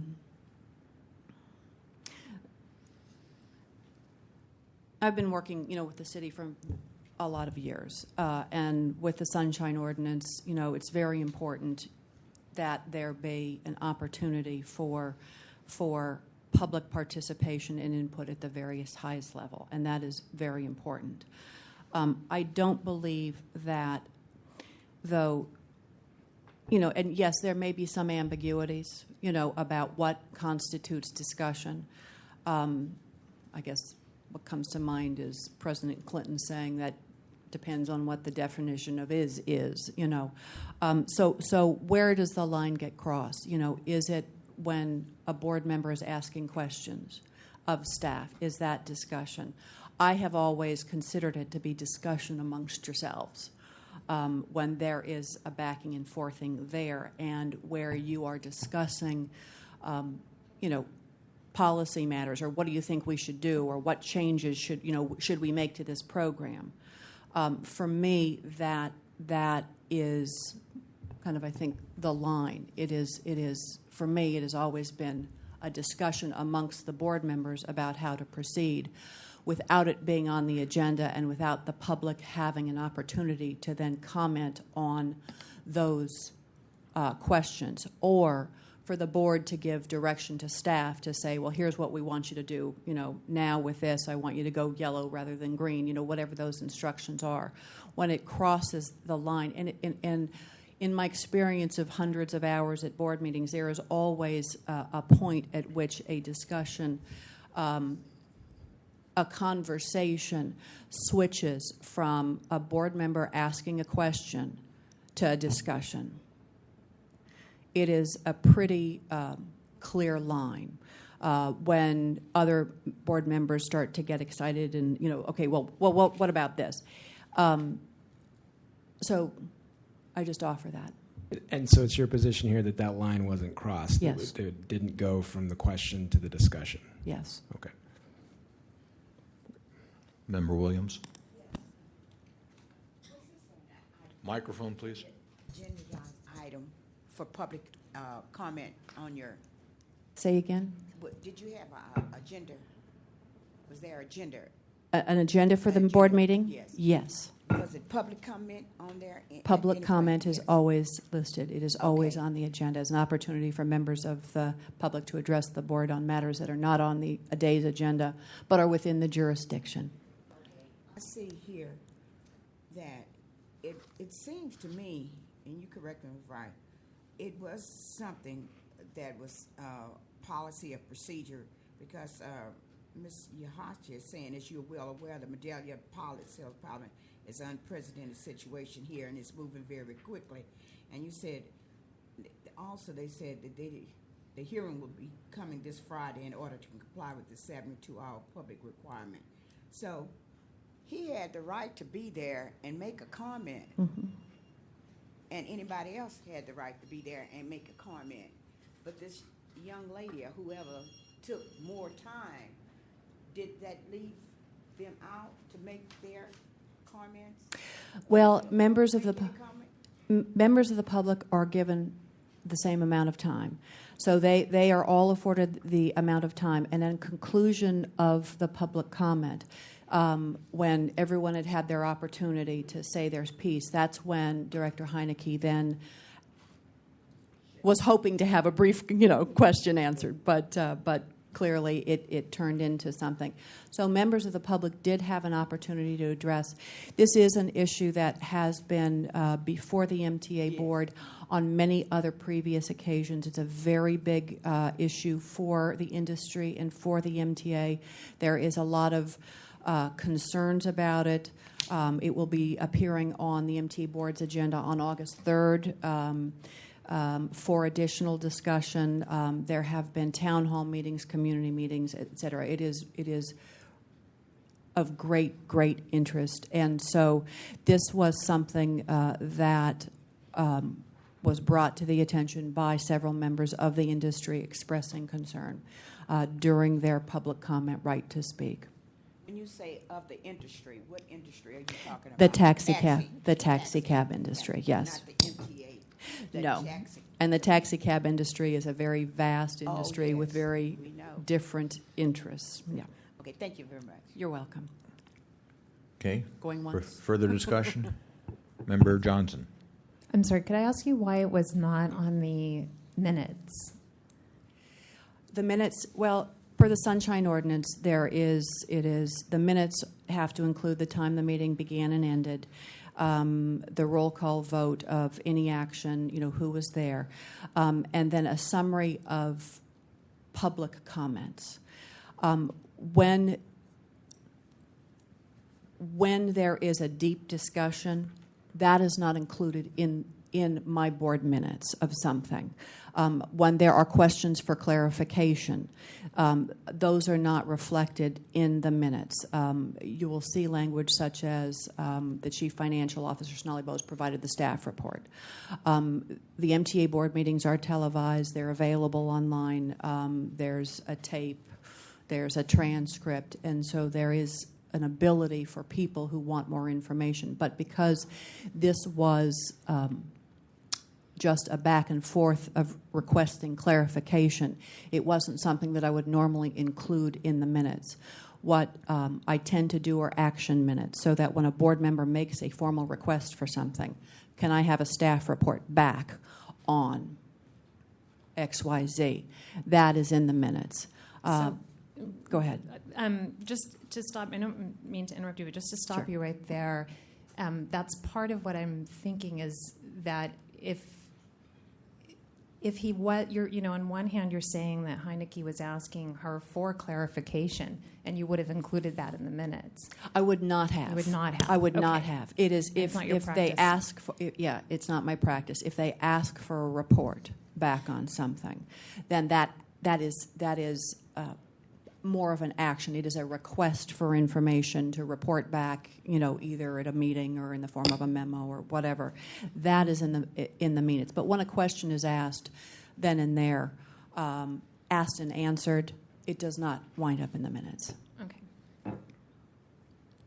And I just wanted to reiterate that I still believe they're in violation of 67.7D because the discussion was not just asking why this particular issue was not noticed. It went into a great deal of detail of how their policy of notice goes on and how it's associated with the application. And in fact, I think that some of the questions that Director Heineke were not just, he said, he asked some questions that were drawing out these long answers, not just that she was giving them.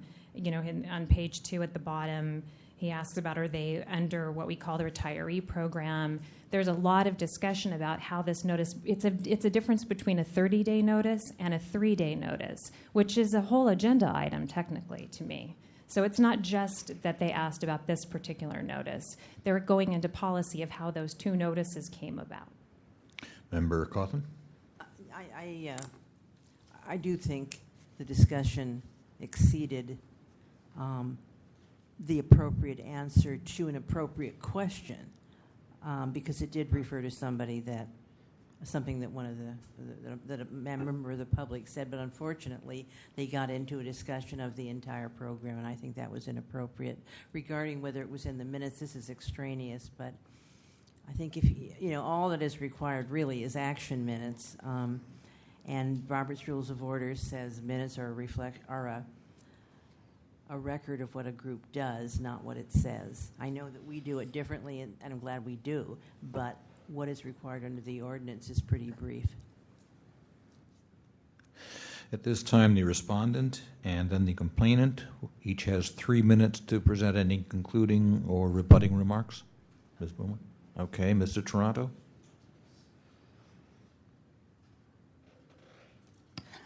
Good evening again. First, I want to thank Roberta Boomer for preparing a transcript. I did not actually bring a computer or set it up because of the time involved of creating my arguments. But I want to say the standard about whether no other board member spoke, Mr. Heineke was the one working with the mayor and others high up involving creating this pilot program now, a program of selling medallions, and he is the expert in this area. And Mr. Oka, who also came from the Taxi Commission, is not an expert and deals with more issues of disability. And the other commissioners I think, still learning how the taxi industry works, and I think haven't gotten it. And he knew how to ask questions and knew what it took to get a medallion because he spent a number of years on the Taxi Commission. And also concerning the notice. We're concerned, and I made a big deal, and I got the Taxi Commission to have a period of 4 to 6 weeks before someone got their medallion or got a hearing for approval of the medallion, the Taxi Commission, and we were hoping this could continue, or if the spirit of it was supposed to continue, so we can decide whether the person's qualified to get a medallion.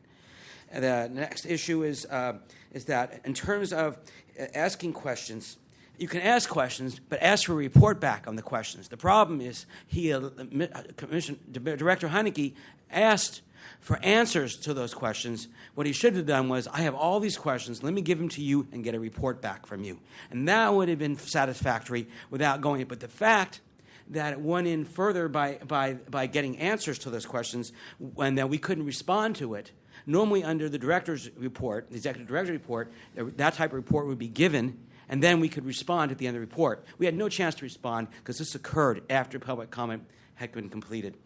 And there was and also, if they had stopped after dealing with the notice stuff, then it would have been different. But there was a change of topics. And when there's a change of topics, and the deputy city attorney continued to allow this to go on, that's where I draw the line and where it should have stopped and said thank you.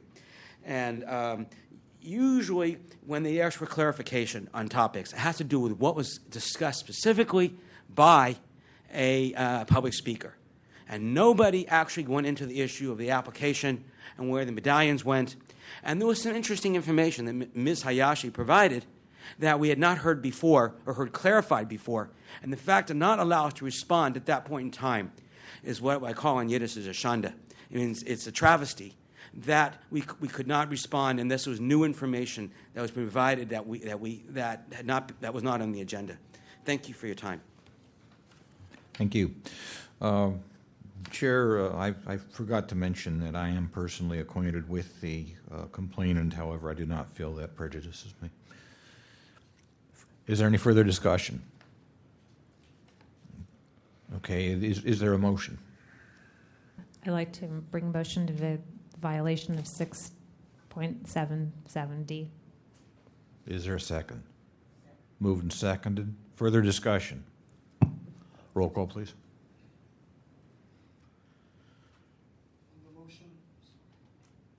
On the motion, Member Snyder? Yes. Snyder, aye. Member Cawthon?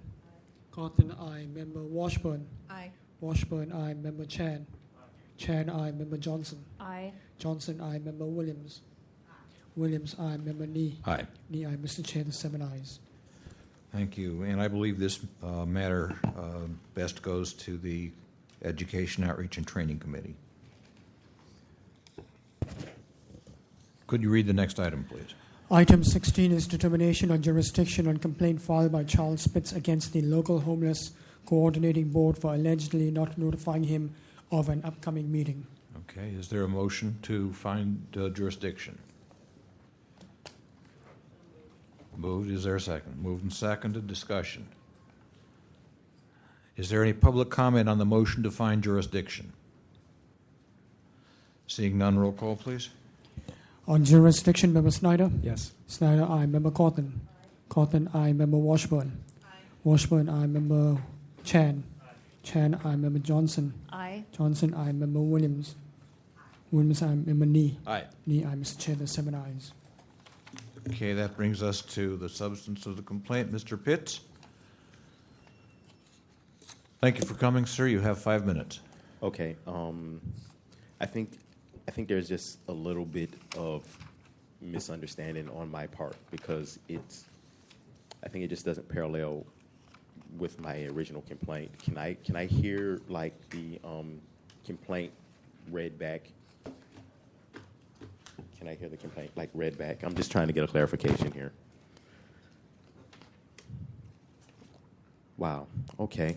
Well, see, my understanding of this one is that when Ali Slagender, she came to my she came to the meeting here and she lost. I was supposed to be put onto the listserv, and that didn't happen. And that only happened after I filed.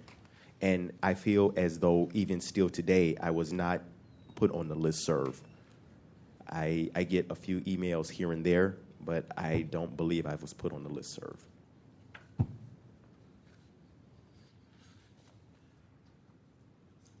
Thank you. Is there anybody here to present facts and evidence in support of the complainant?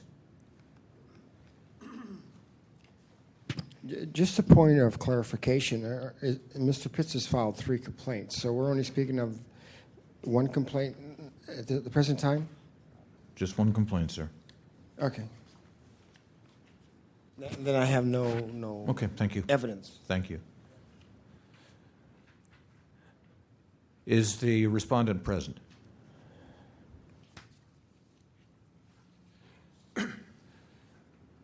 Thank you for coming. You have 5 minutes. My name is Allie Schlager, staff to Local Homeless Coordinating Board. Mr. Pitts is on my listserv, and I have attached the listserv with his email address. I also know that Mr. Pitts has been to the last 9 of our meetings, and if his contact information has changed, I wouldn't know because he's only signed in twice. But if he needs me to change his information, I can do so. But again, Mr. Pitts is on my listserv, and the listserv was provided to you. Thank you. Is there anybody here to present facts and evidence in support of the respondent? Seeing none, the matter's with the task force. Ms. Schlager? Schlager? I'm sorry. Where on this listserv is Mr. Pitts' name, please, and email address? It's only an email listserv. It's an Excel sheet, and he can confirm or not, but it's my understanding his email address is pakasaw@yahoo.com. Page 93, second column. Got it. And he can pakasaw@yahoo, right? Got it. He'd have to I see it. confirm or deny if that's his email address. Thank you. Okay, thank you. Further discussion by the committee?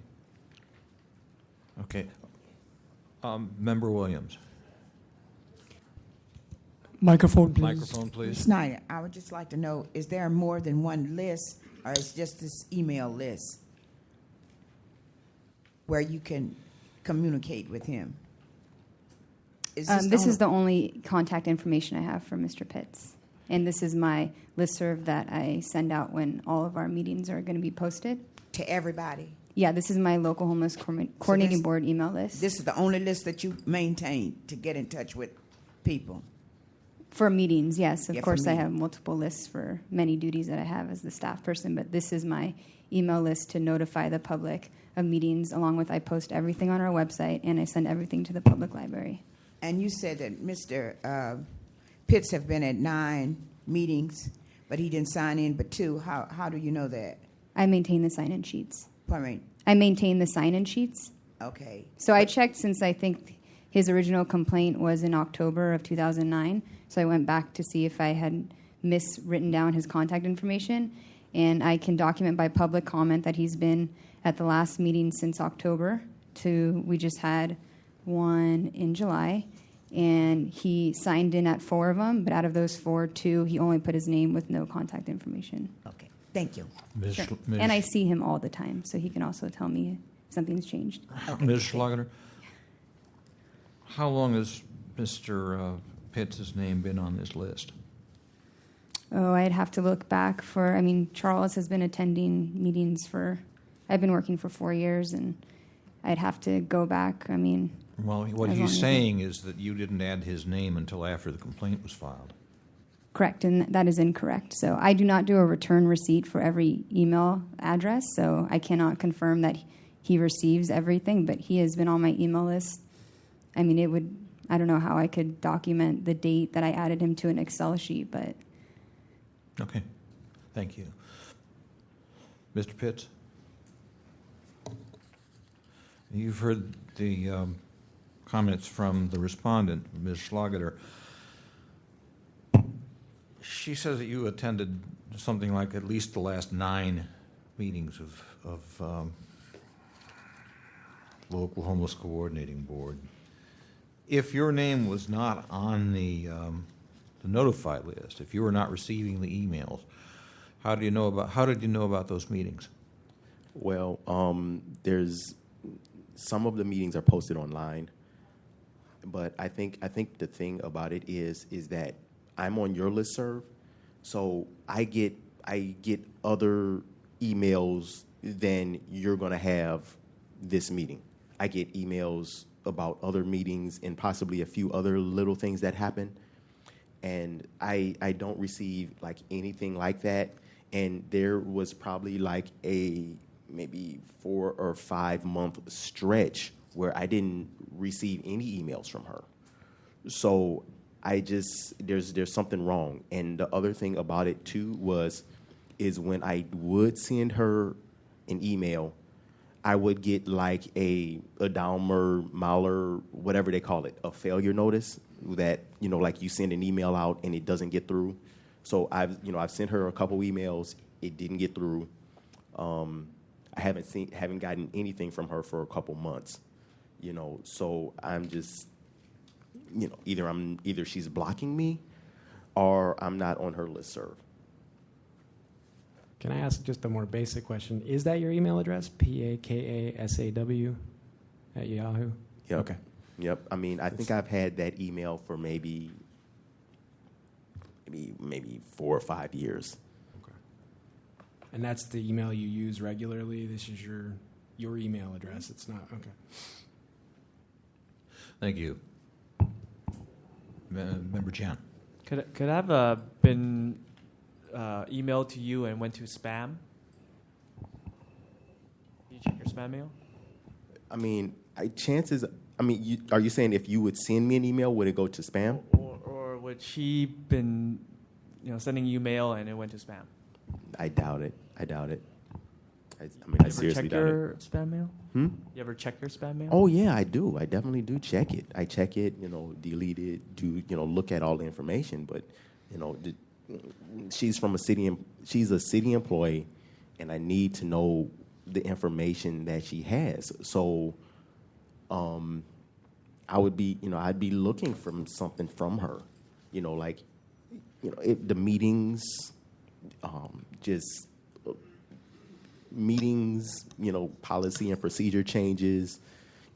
I sent her an email. She should.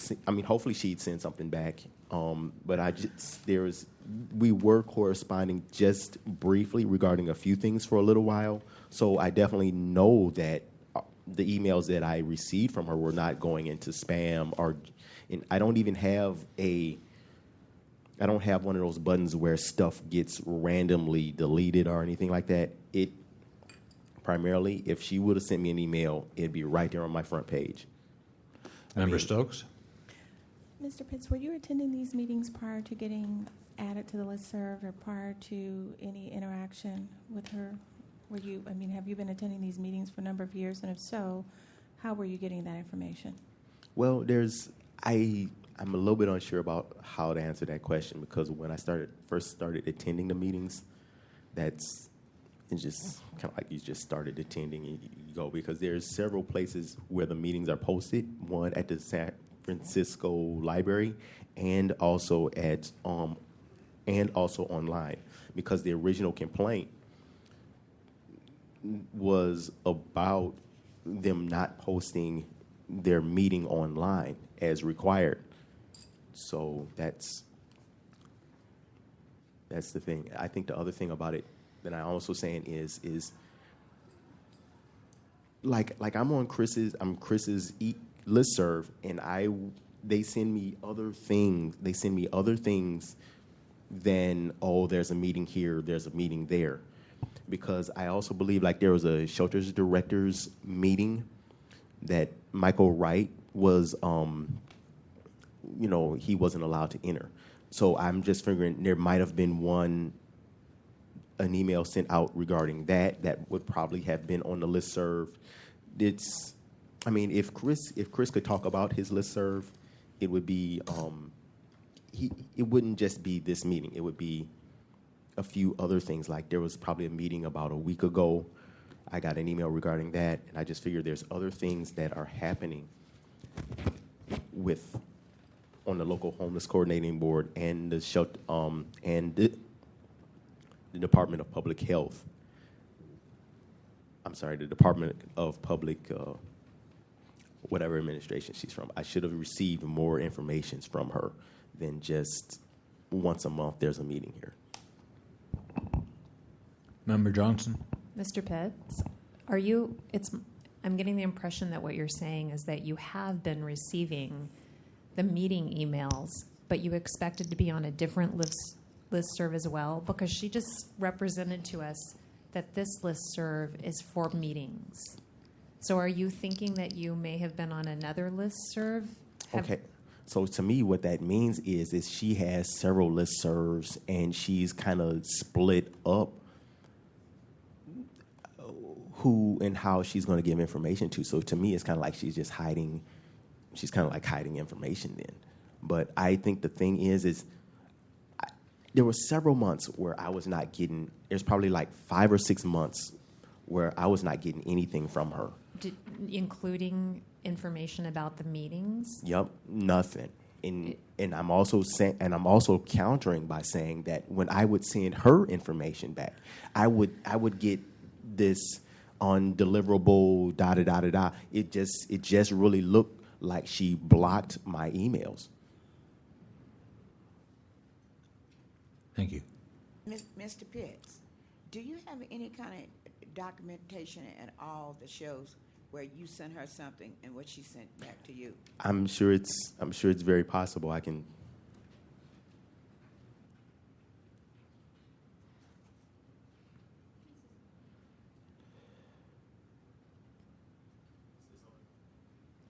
Excuse me. Please be seated. Oh, I thought you said I could come up. Wait a minute. Member Williams, were you asking a question, Ms. Schlageter? Do you have I'm sorry, Ms. Schlageter, I apologize. You were being queried, and I didn't see that, so please approach the microphone. Well, I just wanted to say that, again, I don't track if Charles has seen and opened an email, nor do I track that of anybody I send emails to. And again, Charles has been at a minimum of the last 9 meetings, and he has never once told me that my email address was not working for him. So I feel like my hands were tied. I could have talked to our IT department if for some reason he didn't have my correct email address, but how would I ever have known that? This is the first time I've heard Charles say that he's getting mailer demon responses. So I'm just not quite sure how I could have helped him if I never knew that was the issue. So, but I think, again, the point was, is he on my listserv? And he is, and so I'd hope we can vote on that soon. Thank you. Question, Ms. Schlageter. And you said how long has he been on your listserv? Because he's saying there were several months when he didn't get anything. I could probably track. I mean, I'd have to look at the very first meeting he ever attended, and go that way. But it's just an Excel sheet, so it doesn't date when I added them. But I mean, roughly. Charles would know. 2-3 years you've been attending meetings. Yeah. And this list that you've included in the packet, his name is on, his email list is on that, right? Correct. His email is on this. Okay. Thank you. Member Stokes? Mr. Pitts, are you taking the position that you'd like to be on every list that her organization has to ensure timely notification of any meetings, or are you specific to this particular? Well, I think it goes back to your notice of finding. You know, I just feel that I need a lot of information, and to me, the way she's got it rigged up is like she's going to give certain information to some people and other information not to other people. So I gotta wonder if that's appropriate, and you know, who does she give information to? Who does she not give information to? You know, so. Like if they're going to pass certain legislation, they might give information to only the service providers and not give it to the people who are needing those services. So I'm just saying it's how many. I mean, I guess that's another question. How many listservs does she have, and what are the qualifications to be on that listserv, and how does she disseminate the information? So she has 10. You're indicating you would like to be on all of those to ensure that you get timely notification of any meetings that are going to take place. I mean, when I got your decree saying that there was a violation, I figured I would get 10, send it. I mean, I want the information. I need to know what is happening with the city and county in San Francisco. I want that information. You know, I don't want people to just like try to slip this legislation and policy and procedures under people's nose, and nobody knows about it except for the people who are making money off of this. Member Coughlin? Yeah, Mr. Pitts, you know, I believe that you didn't believe that you didn't get anything, but did you have any list that you could show us that your name wasn't on it? Are you saying like the list Do you that have she's... an email list that your name is not on that was sent out within the last few months? The decision was last October, right? When was our decision? I did put that in the. That's okay, but I mean, you're saying after that you still didn't get notification? I didn't get any notice. I did not get any notification from them regarding meetings or anything until I filed again. So do you have any sheet that can show us an email list with your name not on it? Because Ms. Schlageter has provided us a list with your email address on it. So if you have a list that omits your email address, that would really be helpful to help us make up our minds. I guess I'm going to ask my friend here, Thomas. Have you received emails in the past? Excuse me, Mr. Pitts. You will address your remarks to the task force. Okay, but see, I am also asking because my friend here, sir, your business here is with the task force. Okay, but see, you will address the task force. All right, but I am saying I don't think that's. How do I prove something that might or might not have existed? But see, I just think that she's had meetings for the past, like 10 months. And to say that she has this huge listserv with probably like 30, 40 people on it, and that she hasn't sent out notices for, we're going to have a meeting here, we're going to have a meeting there, to say that she hasn't used that list at all, I don't necessarily think that's appropriate. Okay, thank you. Thank you. Further discussion? Okay, at this time, the respondent and then the complainant each has 3 minutes to make any concluding or rebutting remarks. Ms. Schlageter?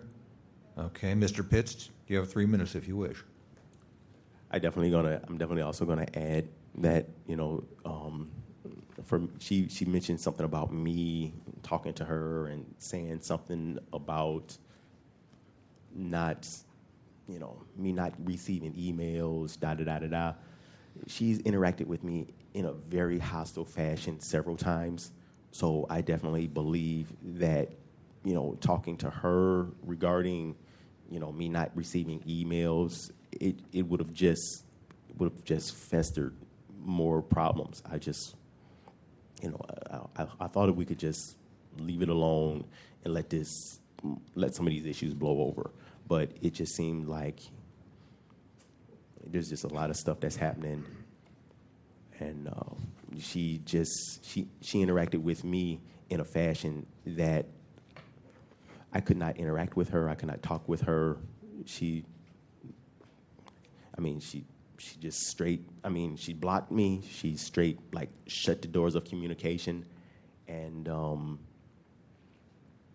what can I do? I can't talk to her, so. Thank you. Matter is back with the task force. Is there a motion?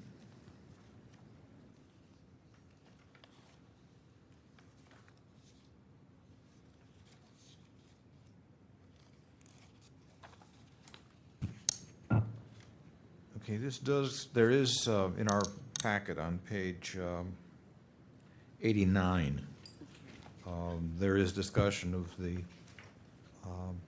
previous complaint. There are minutes here on the previous complaint that Mr. Pitts had filed against the local homeless coordinating board. We did find violation. We did order that his email address be added to the listserv.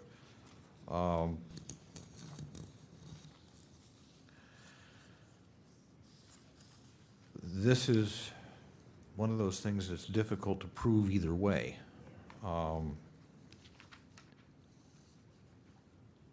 And there has been some evidence, print evidence, documentary evidence here provided by the respondent. Member Pitts, okay.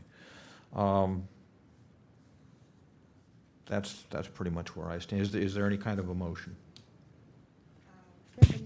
Member Williams? I don't know Mr. Pitts personally, but just knowing by being around a social worker as homeless. Microphone, I know please.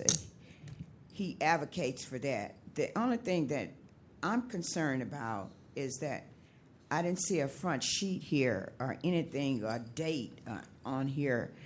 And usually, I know my husband is a computer expert, and when he wants to do something, he can run up a list right quick. And I don't see list of participants up here, a list of people that I have to send emails to, and usually it's something. I'm computer illiterate, but from seeing what my husband does, I've seen other people write names down and just send it out like this, and half the people's name don't like to say like this. So this is a hard call, Look like it should have been a list of participants up here, a date or something to come out of the computer, because anybody could have ran something out of the computer like this and gave a list. So that necessarily doesn't mean that she didn't do it. I'm in between right now. Mr. Rustam? Members, I think I need to tell you something. The respondent provided an Excel document, and if I printed it as it is, it would run into several pages long. Okay. So what I did was I took the information and created a 2-column document and put it in Word. Okay. Oh. And what was the Excel document that she printed? The Excel document was just that it would run down the left side of the column instead of a 2-column as it is now. It would just be 1 column, and it would run into several pages. All right, but it is a document of what? What is it? It's an Excel document. Excel document of what? Of a list of names. Okay. And what was the date? Do you have the date that it was? That it was originally created? That I do not know. It would not tell me when it was created. Okay, thank you. Member Washburn and then Member Cawthon. I was just looking at the screen. Mr. Pitts pulled up his email account, and you could see some of the mailer Damon responses. And I think the problem you had was looking at Ms. Schlagerter's email address. I think you didn't always type it correctly. She has, for example, after Allison, it's a period, not not an underscore. So that wouldn't have gotten to her.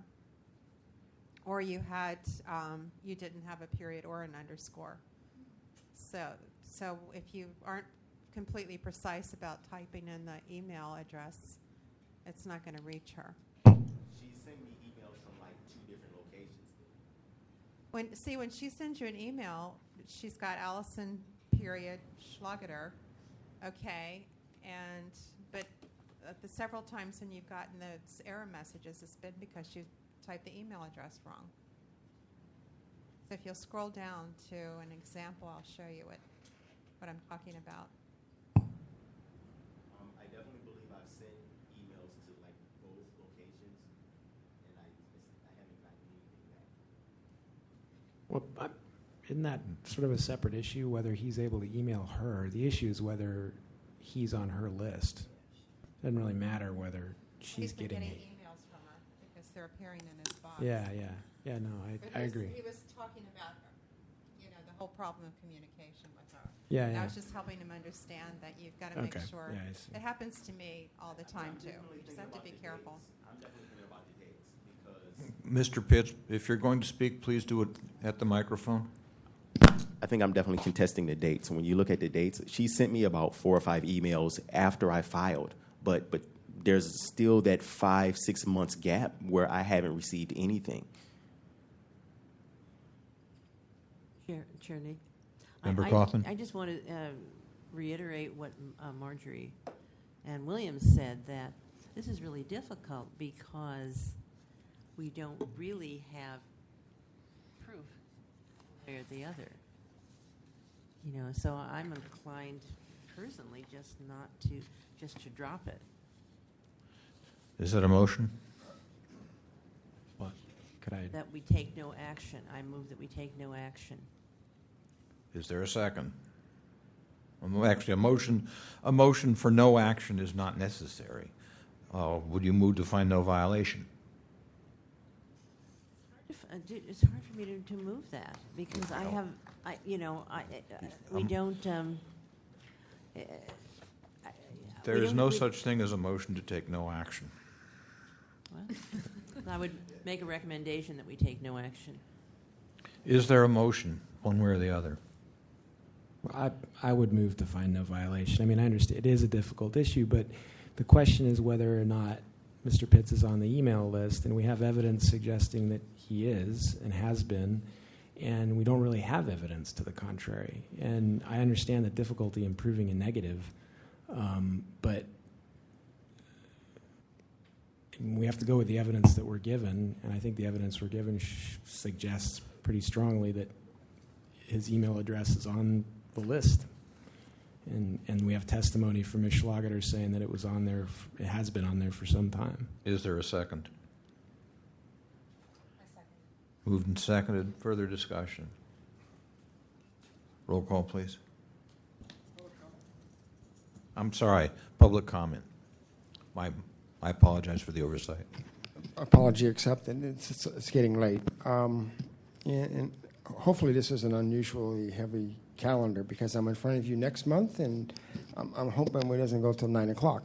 But let me make this suggestion. Mr. Pitts is, the history of Mr. Pitts in the local homeless coordinating board. And Mr. Pitts has filed 3 complaints in front of you tonight.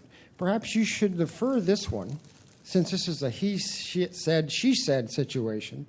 Here is other 2 complaints, and then maybe that would shed some light on this complaint. They're all related, all the same date. So that would be my suggestion. Thank you. Is there further public comment? Seeing none, public comment is closed. Further discussion. Roll call, please. On the motion to find no violation, Member Snyder? Aye. Find a Snyder, violation aye. or find no violation? No Okay, violation. got it. Isn't that what he said? Member Cawthon? No. Cawthon? No. Member Washburn? Aye. Washburn, aye. Member Chan? Aye. Chan, aye. Member Johnson? No. Johnson, no. Member Williams? To find no violation. Motion is Member to find no violation.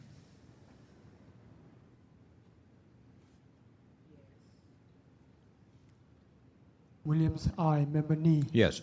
Nee, aye. Mr. Chair, we have 5 ayes and 2 noes. The motion fails. Is there a motion to find violation? Seeing none, this matter is concluded.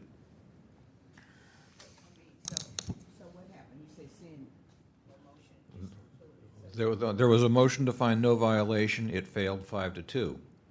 But nobody has brought a motion to find a violation. Therefore, the matter is concluded.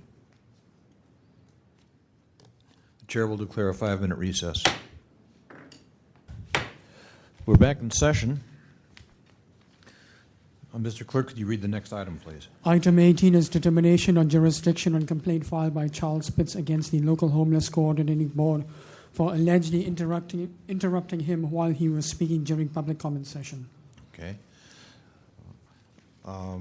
This is, I believe, jurisdiction first. Is there a motion to find jurisdiction? Is there a second? Second. Moved and seconded. Discussion. Is there any public comment on the jurisdiction question? Seeing none, public comment is closed. Discussion. Roll call, please. On jurisdiction, Member Snyder? Aye. Snyder, aye. Member Cawthon? Cawthon, aye. Member Washburn? Aye. Washburn, aye. Member Chan? Member Chan, excused. Member Johnson? Aye. Johnson, aye. Member Williams? Williams, aye. Member Nee? Aye. Nee, aye. Mr. Chair, we have 6 ayes. Okay. Mr. Pitts, please approach. Again, thank you for coming. You have 5 minutes. I primarily just have 2 questions of Laura Gorensky, whatever her last name is, how you pronounce it. I have 2 questions of her, and that is she cut me off, and I'm just trying to figure out why that was. And I'm also going to ask for like a repeat for you guys, or for you guys, ladies, as to what the agenda item was. So I want to kind of like have Laura ask for the agenda item, what it was, and what did she believe that I was saying that was not appropriate or whatever. Thank you. Is there anybody here to present facts and evidence in support of the complainant? Yes, I was at the meeting. It was a meeting of the funding committee, which is the most important committee of the local homeless coordinating board. It discusses and then decides who gets the $20 million McKinney-Vendo federal funds every year. So it's a very important committee. Mr. Pitts was speaking on an actionable item on the agenda, and he was told to stop speaking and wait till public comment. So it was. I was at the meeting, and I saw it. Thanks. Thank you. Is there anybody else to present facts and evidence in support of the complainant?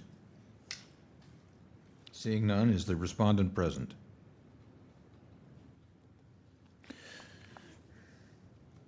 Again, thank you for coming. You have 5 minutes. Ali Schlageter, staff to local board. So I don't know who the most appropriate respondent would be, although the complaint was directed to the Human Services Agency, which is not the local homeless coordinating board. And Laura Guzman is the co-chair of the committee, and she's not here. So I am the staff person also for this committee, and I was at the meeting, so I can respond. The reason why Mr. Pitts was cut off from speaking, as noted in the minutes from that meeting, was because his comment did not pertain to the agenda item. The funding committee on that agenda item was talking about goals and actions that this committee and the local board are working on for the quarter. And those goals connect directly to programs that are funded by this federal source. Mr. Pitts started talking about the homeless outreach team and shelters, and those are not areas that is funded by this fund, nor is it are they groups that the goals were being talked about. So Ms. Guzman asked him to stop talking about that because it didn't pertain to the action items and the goals that the committee was talking about in that moment. So, but he was cut off. and there is no timed public comment in our committee meetings. Public comment is taken throughout. It works as a consensus type meeting, so it's not as formal as our full board meetings. And then I'm sure that will create more questions, but that's what happened. Thank you. Is there anybody here to present facts and evidence in support of the respondent?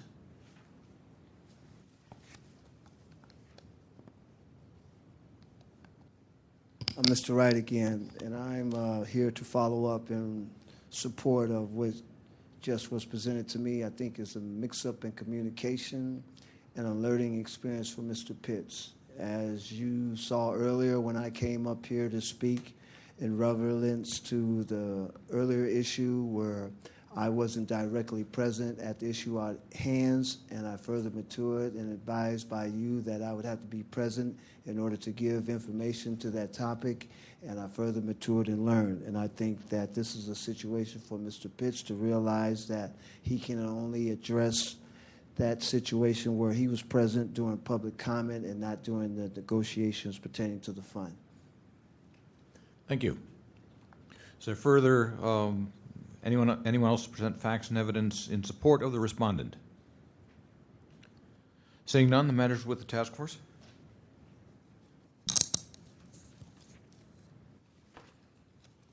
Member Williams. Ms. Snyder. I know this is a board. Excuse me, I believe the question, to whom was your question addressed? Ms. Snyder. Ms. Schlugger? Ms. Slurry. I'm sorry, Ms. Slurry. Mr. Piccarello, would you sit down, please? Oh, sorry. Okay, you had an agenda and you said... Microphone, please. He was speaking during the discussion. So it's just like an open forum that people can just start Correct. discussing? So there's no voting done at the committee level. It's there are two co-chairs that serve as facilitators, and the meeting is run that it's participatory. So anybody that attends the meeting comments throughout the meeting about the agenda items, and then Mr. Pitts had spoken throughout the meeting on various other agenda items, and in this particular time, his comments just were not.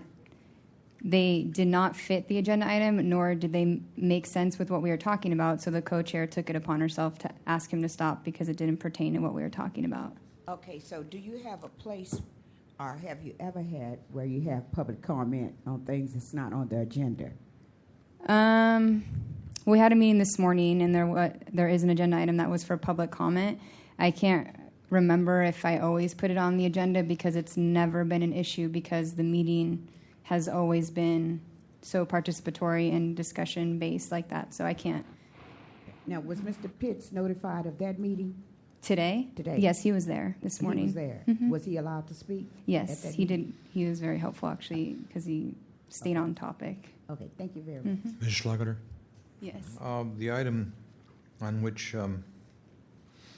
Mr. Pitts did attempt to speak, was that on the agenda at any other part of the agenda? Yeah, he was speaking to, or the agenda item that he was cut off on was called Agenda Item for Quarterly Goals of the LHCBC Next Steps for Quarterly Goals. And so... Well, but you said he spoke on homeless outreach and shelters, correct? Yeah, so none of the goals that we talk about... Let me ask you, was homeless outreach and shelters anywhere else on that agenda? Oh, no. Okay. The reason I ask is, and you said at the committee meeting, there is not a time set aside for general public comment? I'm trying to look at the agenda. Can you give me 1 second? This one, it was labeled as other updates, and so that's when people were making public comment pertaining to whatever they wanted to. I'm sorry, what was that? It's called other updates on Other this meeting. updates. That's what it was called, but it wasn't called public comment. So that's when people can say whatever they want to say about whatever they want, et cetera. So. Okay. Just a suggestion that other updates might not be interpreted by somebody as other updates might be interpreted as a time for a report from staff or Mm-hmm. for members of the committee to raise any issues they want. I think it might be helpful if it was labeled general public comment. Member Cawthon? Ms. Schlager, I am on a committee called the Education and Outreach Committee, and one of the things that we do is we go around and make brief but concise presentations on the Sunshine Ordinance. And on this other updates thing, I would just call it general public comment, because then everybody will know it's public comment, but it's general as opposed to being specific to item number 4. So, I mean, if your group would be interested in having a brief but pithy presentation, we'd be delighted to make one. Okay, thank you. Okay, Ms. Member Williams? Yes. You said he was speaking on things that were not on the agenda. What is LHCB? I know it's on the back, but I just want you to tell. What is LHCB? What does that mean? What does the whole mean? Local Homeless Coordinating Board. It's the acronym for our board. Local Homeless Coordinating Board. Okay, so you were talking about the update about the meeting. Okay. What is transitional housing analysis? What is that? Transitional housing is a type of housing for people who are homeless, and the Local Homeless Coordinating Board had done an analysis of 9 programs that were transitional housing, and we were providing an update. Okay, what he was talking about, wouldn't that fit in transitional housing No. for homeless? No. Why? Because transitional housing does not serve people who are in shelters, nor does it connect with the homeless outreach team. So. Okay, so the next steps, what was that about? What was the next steps that you were talking about? As part of the funding that we receive from the federal government, we have to report on 5 objectives, and the way they make you report that is you create action steps and goals, in which we supply in an application, and we were reviewing what we had told the federal government we were going to do, and we were taking those action steps and creating goals for ourselves for the next quarter. And none of those goals involved shelters or outreach teams, because that is not what we are funded, and so that's why Mr. Pitts was asked to not talk about those, because it's not an action step nor a goal that we have for this funding. So this is something now I need to know. So transitional housing and shelter and people is homeless, that's not a program in itself. I mean, that we're getting federal money for. Transitional housing, it's just moving people from one place to another. Transitional housing is a type of program. What type of program? It's a temporary program. It can last from 6 months to 24 months. It serves families, veterans. A lot of different nonprofits run transitional housing programs. That's why I'm asking. And then homeless people in there? Do homeless people live in there? Yes. Yes. So he was speaking on something that homeless is a shelter. This is a shelter. This is what they run. Transitional houses are considered shelters. I think this is very reflective of probably why Mr. Pitts was talking about it and why the facilitator was trying to let him know that is not, that's not true. A shelter is not transitional housing, and so we were trying to be focused about the discussion, and the discussion was not about shelters or the homeless outreach team, and that's why he was cut off. But I understand, just as you're saying now, why he would still want to talk about it. Okay, why is shelters not a part of transitional housing? It's just a different program model. An emergency shelter, there's not necessarily a certain defined time. Transitional housing, there's case management you have to go to. I appreciate the back and forth, but it's getting very late, and so I can talk about that, the program model. I'm with the homeless too, and I don't understand this. So, okay, thank you very much. Okay. Member Johnson. Mr. Piccarello, you said you were at this meeting, right? I was, yeah. Did you say that Mr. Pitts was, even though he was cut off at the time he was trying to speak, he was offered an opportunity to speak at a later time because that was an inappropriate time? Was that you? Was he offered an opportunity to speak later? Yeah. My recollection, we had a funding committee today, and there was public comment on the agenda. My recollection is last month, they meet once a month, there was a public comment item on the agenda. But when they cut him off, did they tell him he could speak at a different time? They did. Okay. But the Sunshine Ordinance requires one to have comment on an actionable item before there's a proposal, whether it's how they're going to allocate $20 million every year. So he was cut off, and he had a right to speak on that item. It's an actionable item, and he wasn't allowed to. Yeah. At this time, the respondent and then the complainant will each have 3 minutes to make any concluding or rebutting remarks. Excuse me, Mr. Pitts, the respondent goes first. Just a point of clarification, there are no action items taken on at committee meetings. Nothing is voted on. All votes occur at the full local homeless coordinating board. So it is not true to say that it was an action item. They're all discussion items only. Thank you. Mr. Pitts? I'm definitely going to contest that it is an action item because the recommendations are processed and they are shipped to the full board, so it is an action item. But see, to me, the part of the problem that I'm having with it is I just definitely believe that there should have. I just definitely feel like they were missing some very basic things as to regarding like networking and interacting with different aid organizations. And I just felt it was missing. If you look at the agenda, there was no place for that to be mentioned. I think the other thing about it too was Lori's, the way she interacted with me was very hostile. I interpreted it as a certain amount of violence, the way she interacted with me. And it's just that there was no, I don't see anywhere on the agenda where there was anything that could have been added regarding some of the things that I believe should have been quarterly steps or anything that could have been added. So it's kind of like they just dictate policy and procedure with no input from the public, and and we got to suffer with it.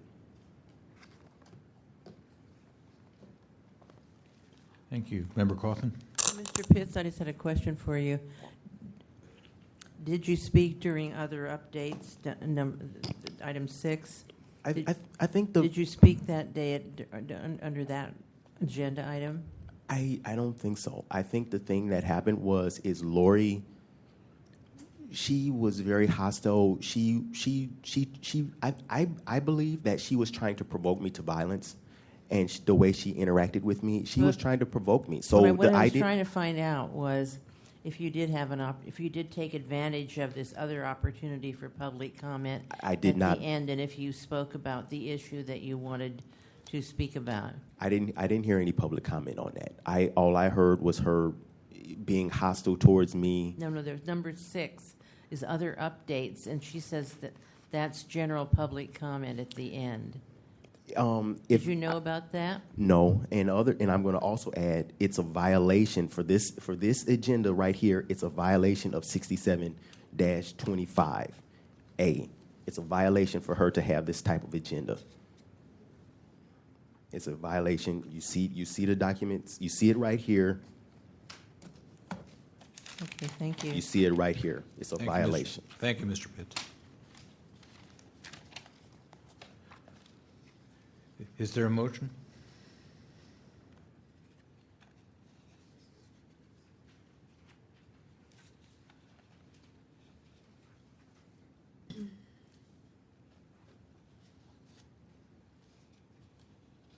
I'm going to move for no violation, just based on the fact that it's difficult to say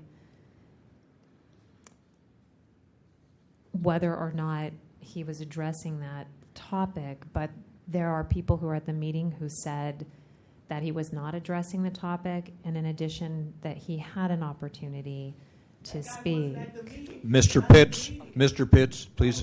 Mr. Pitts, please be seated and be silent. I'm sorry. There is a motion to find no violation. Is there a second? The chair will second. Is there discussion? I don't think this is right, so this is a discussion. It's about it because I think it's an underlining dealing with the homeless shelter and how they do people and how they set up these things and cut people off. It's wrong, and I think the way that we are voting, people that's not in the streets and out there to deal with this, they don't really know what's going on. But these people that's running this budget. Oh, I'm kind of upset right now, so I'm leaving. Member Williams, if you leave, we are absent a quorum. Right now, you don't have a quorum, so you can shut down. Will you stay here long enough for the vote? This meeting is recessed. Well, Member Snyder has to leave in a couple of minutes, and we may have to adjourn the meeting. Mr. Chan is due to return. Mr. Chan coming back? Mr. Chan is coming back, but with Mr. Snyder, if Member Snyder is gone and he has to leave like right now, we will be absent a quorum. So when are we filing the annual report? I had a couple of comments. Can we talk about this now, or is that violating No, it would be a violating violation. some ordinance? It would be a violation. Okay, I'll be quiet.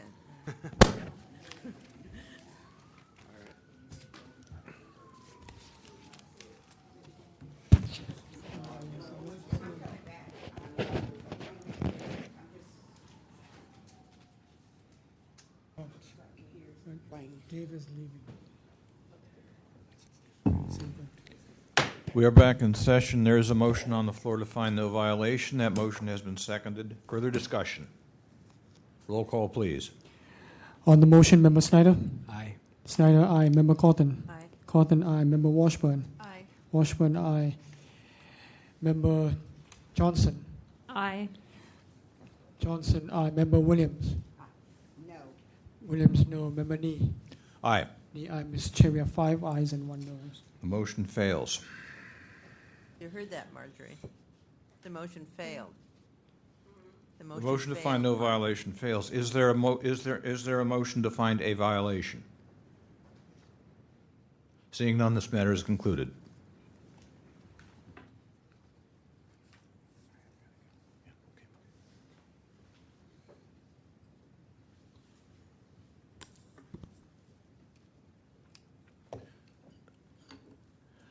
We are in recess until Member Chan returns.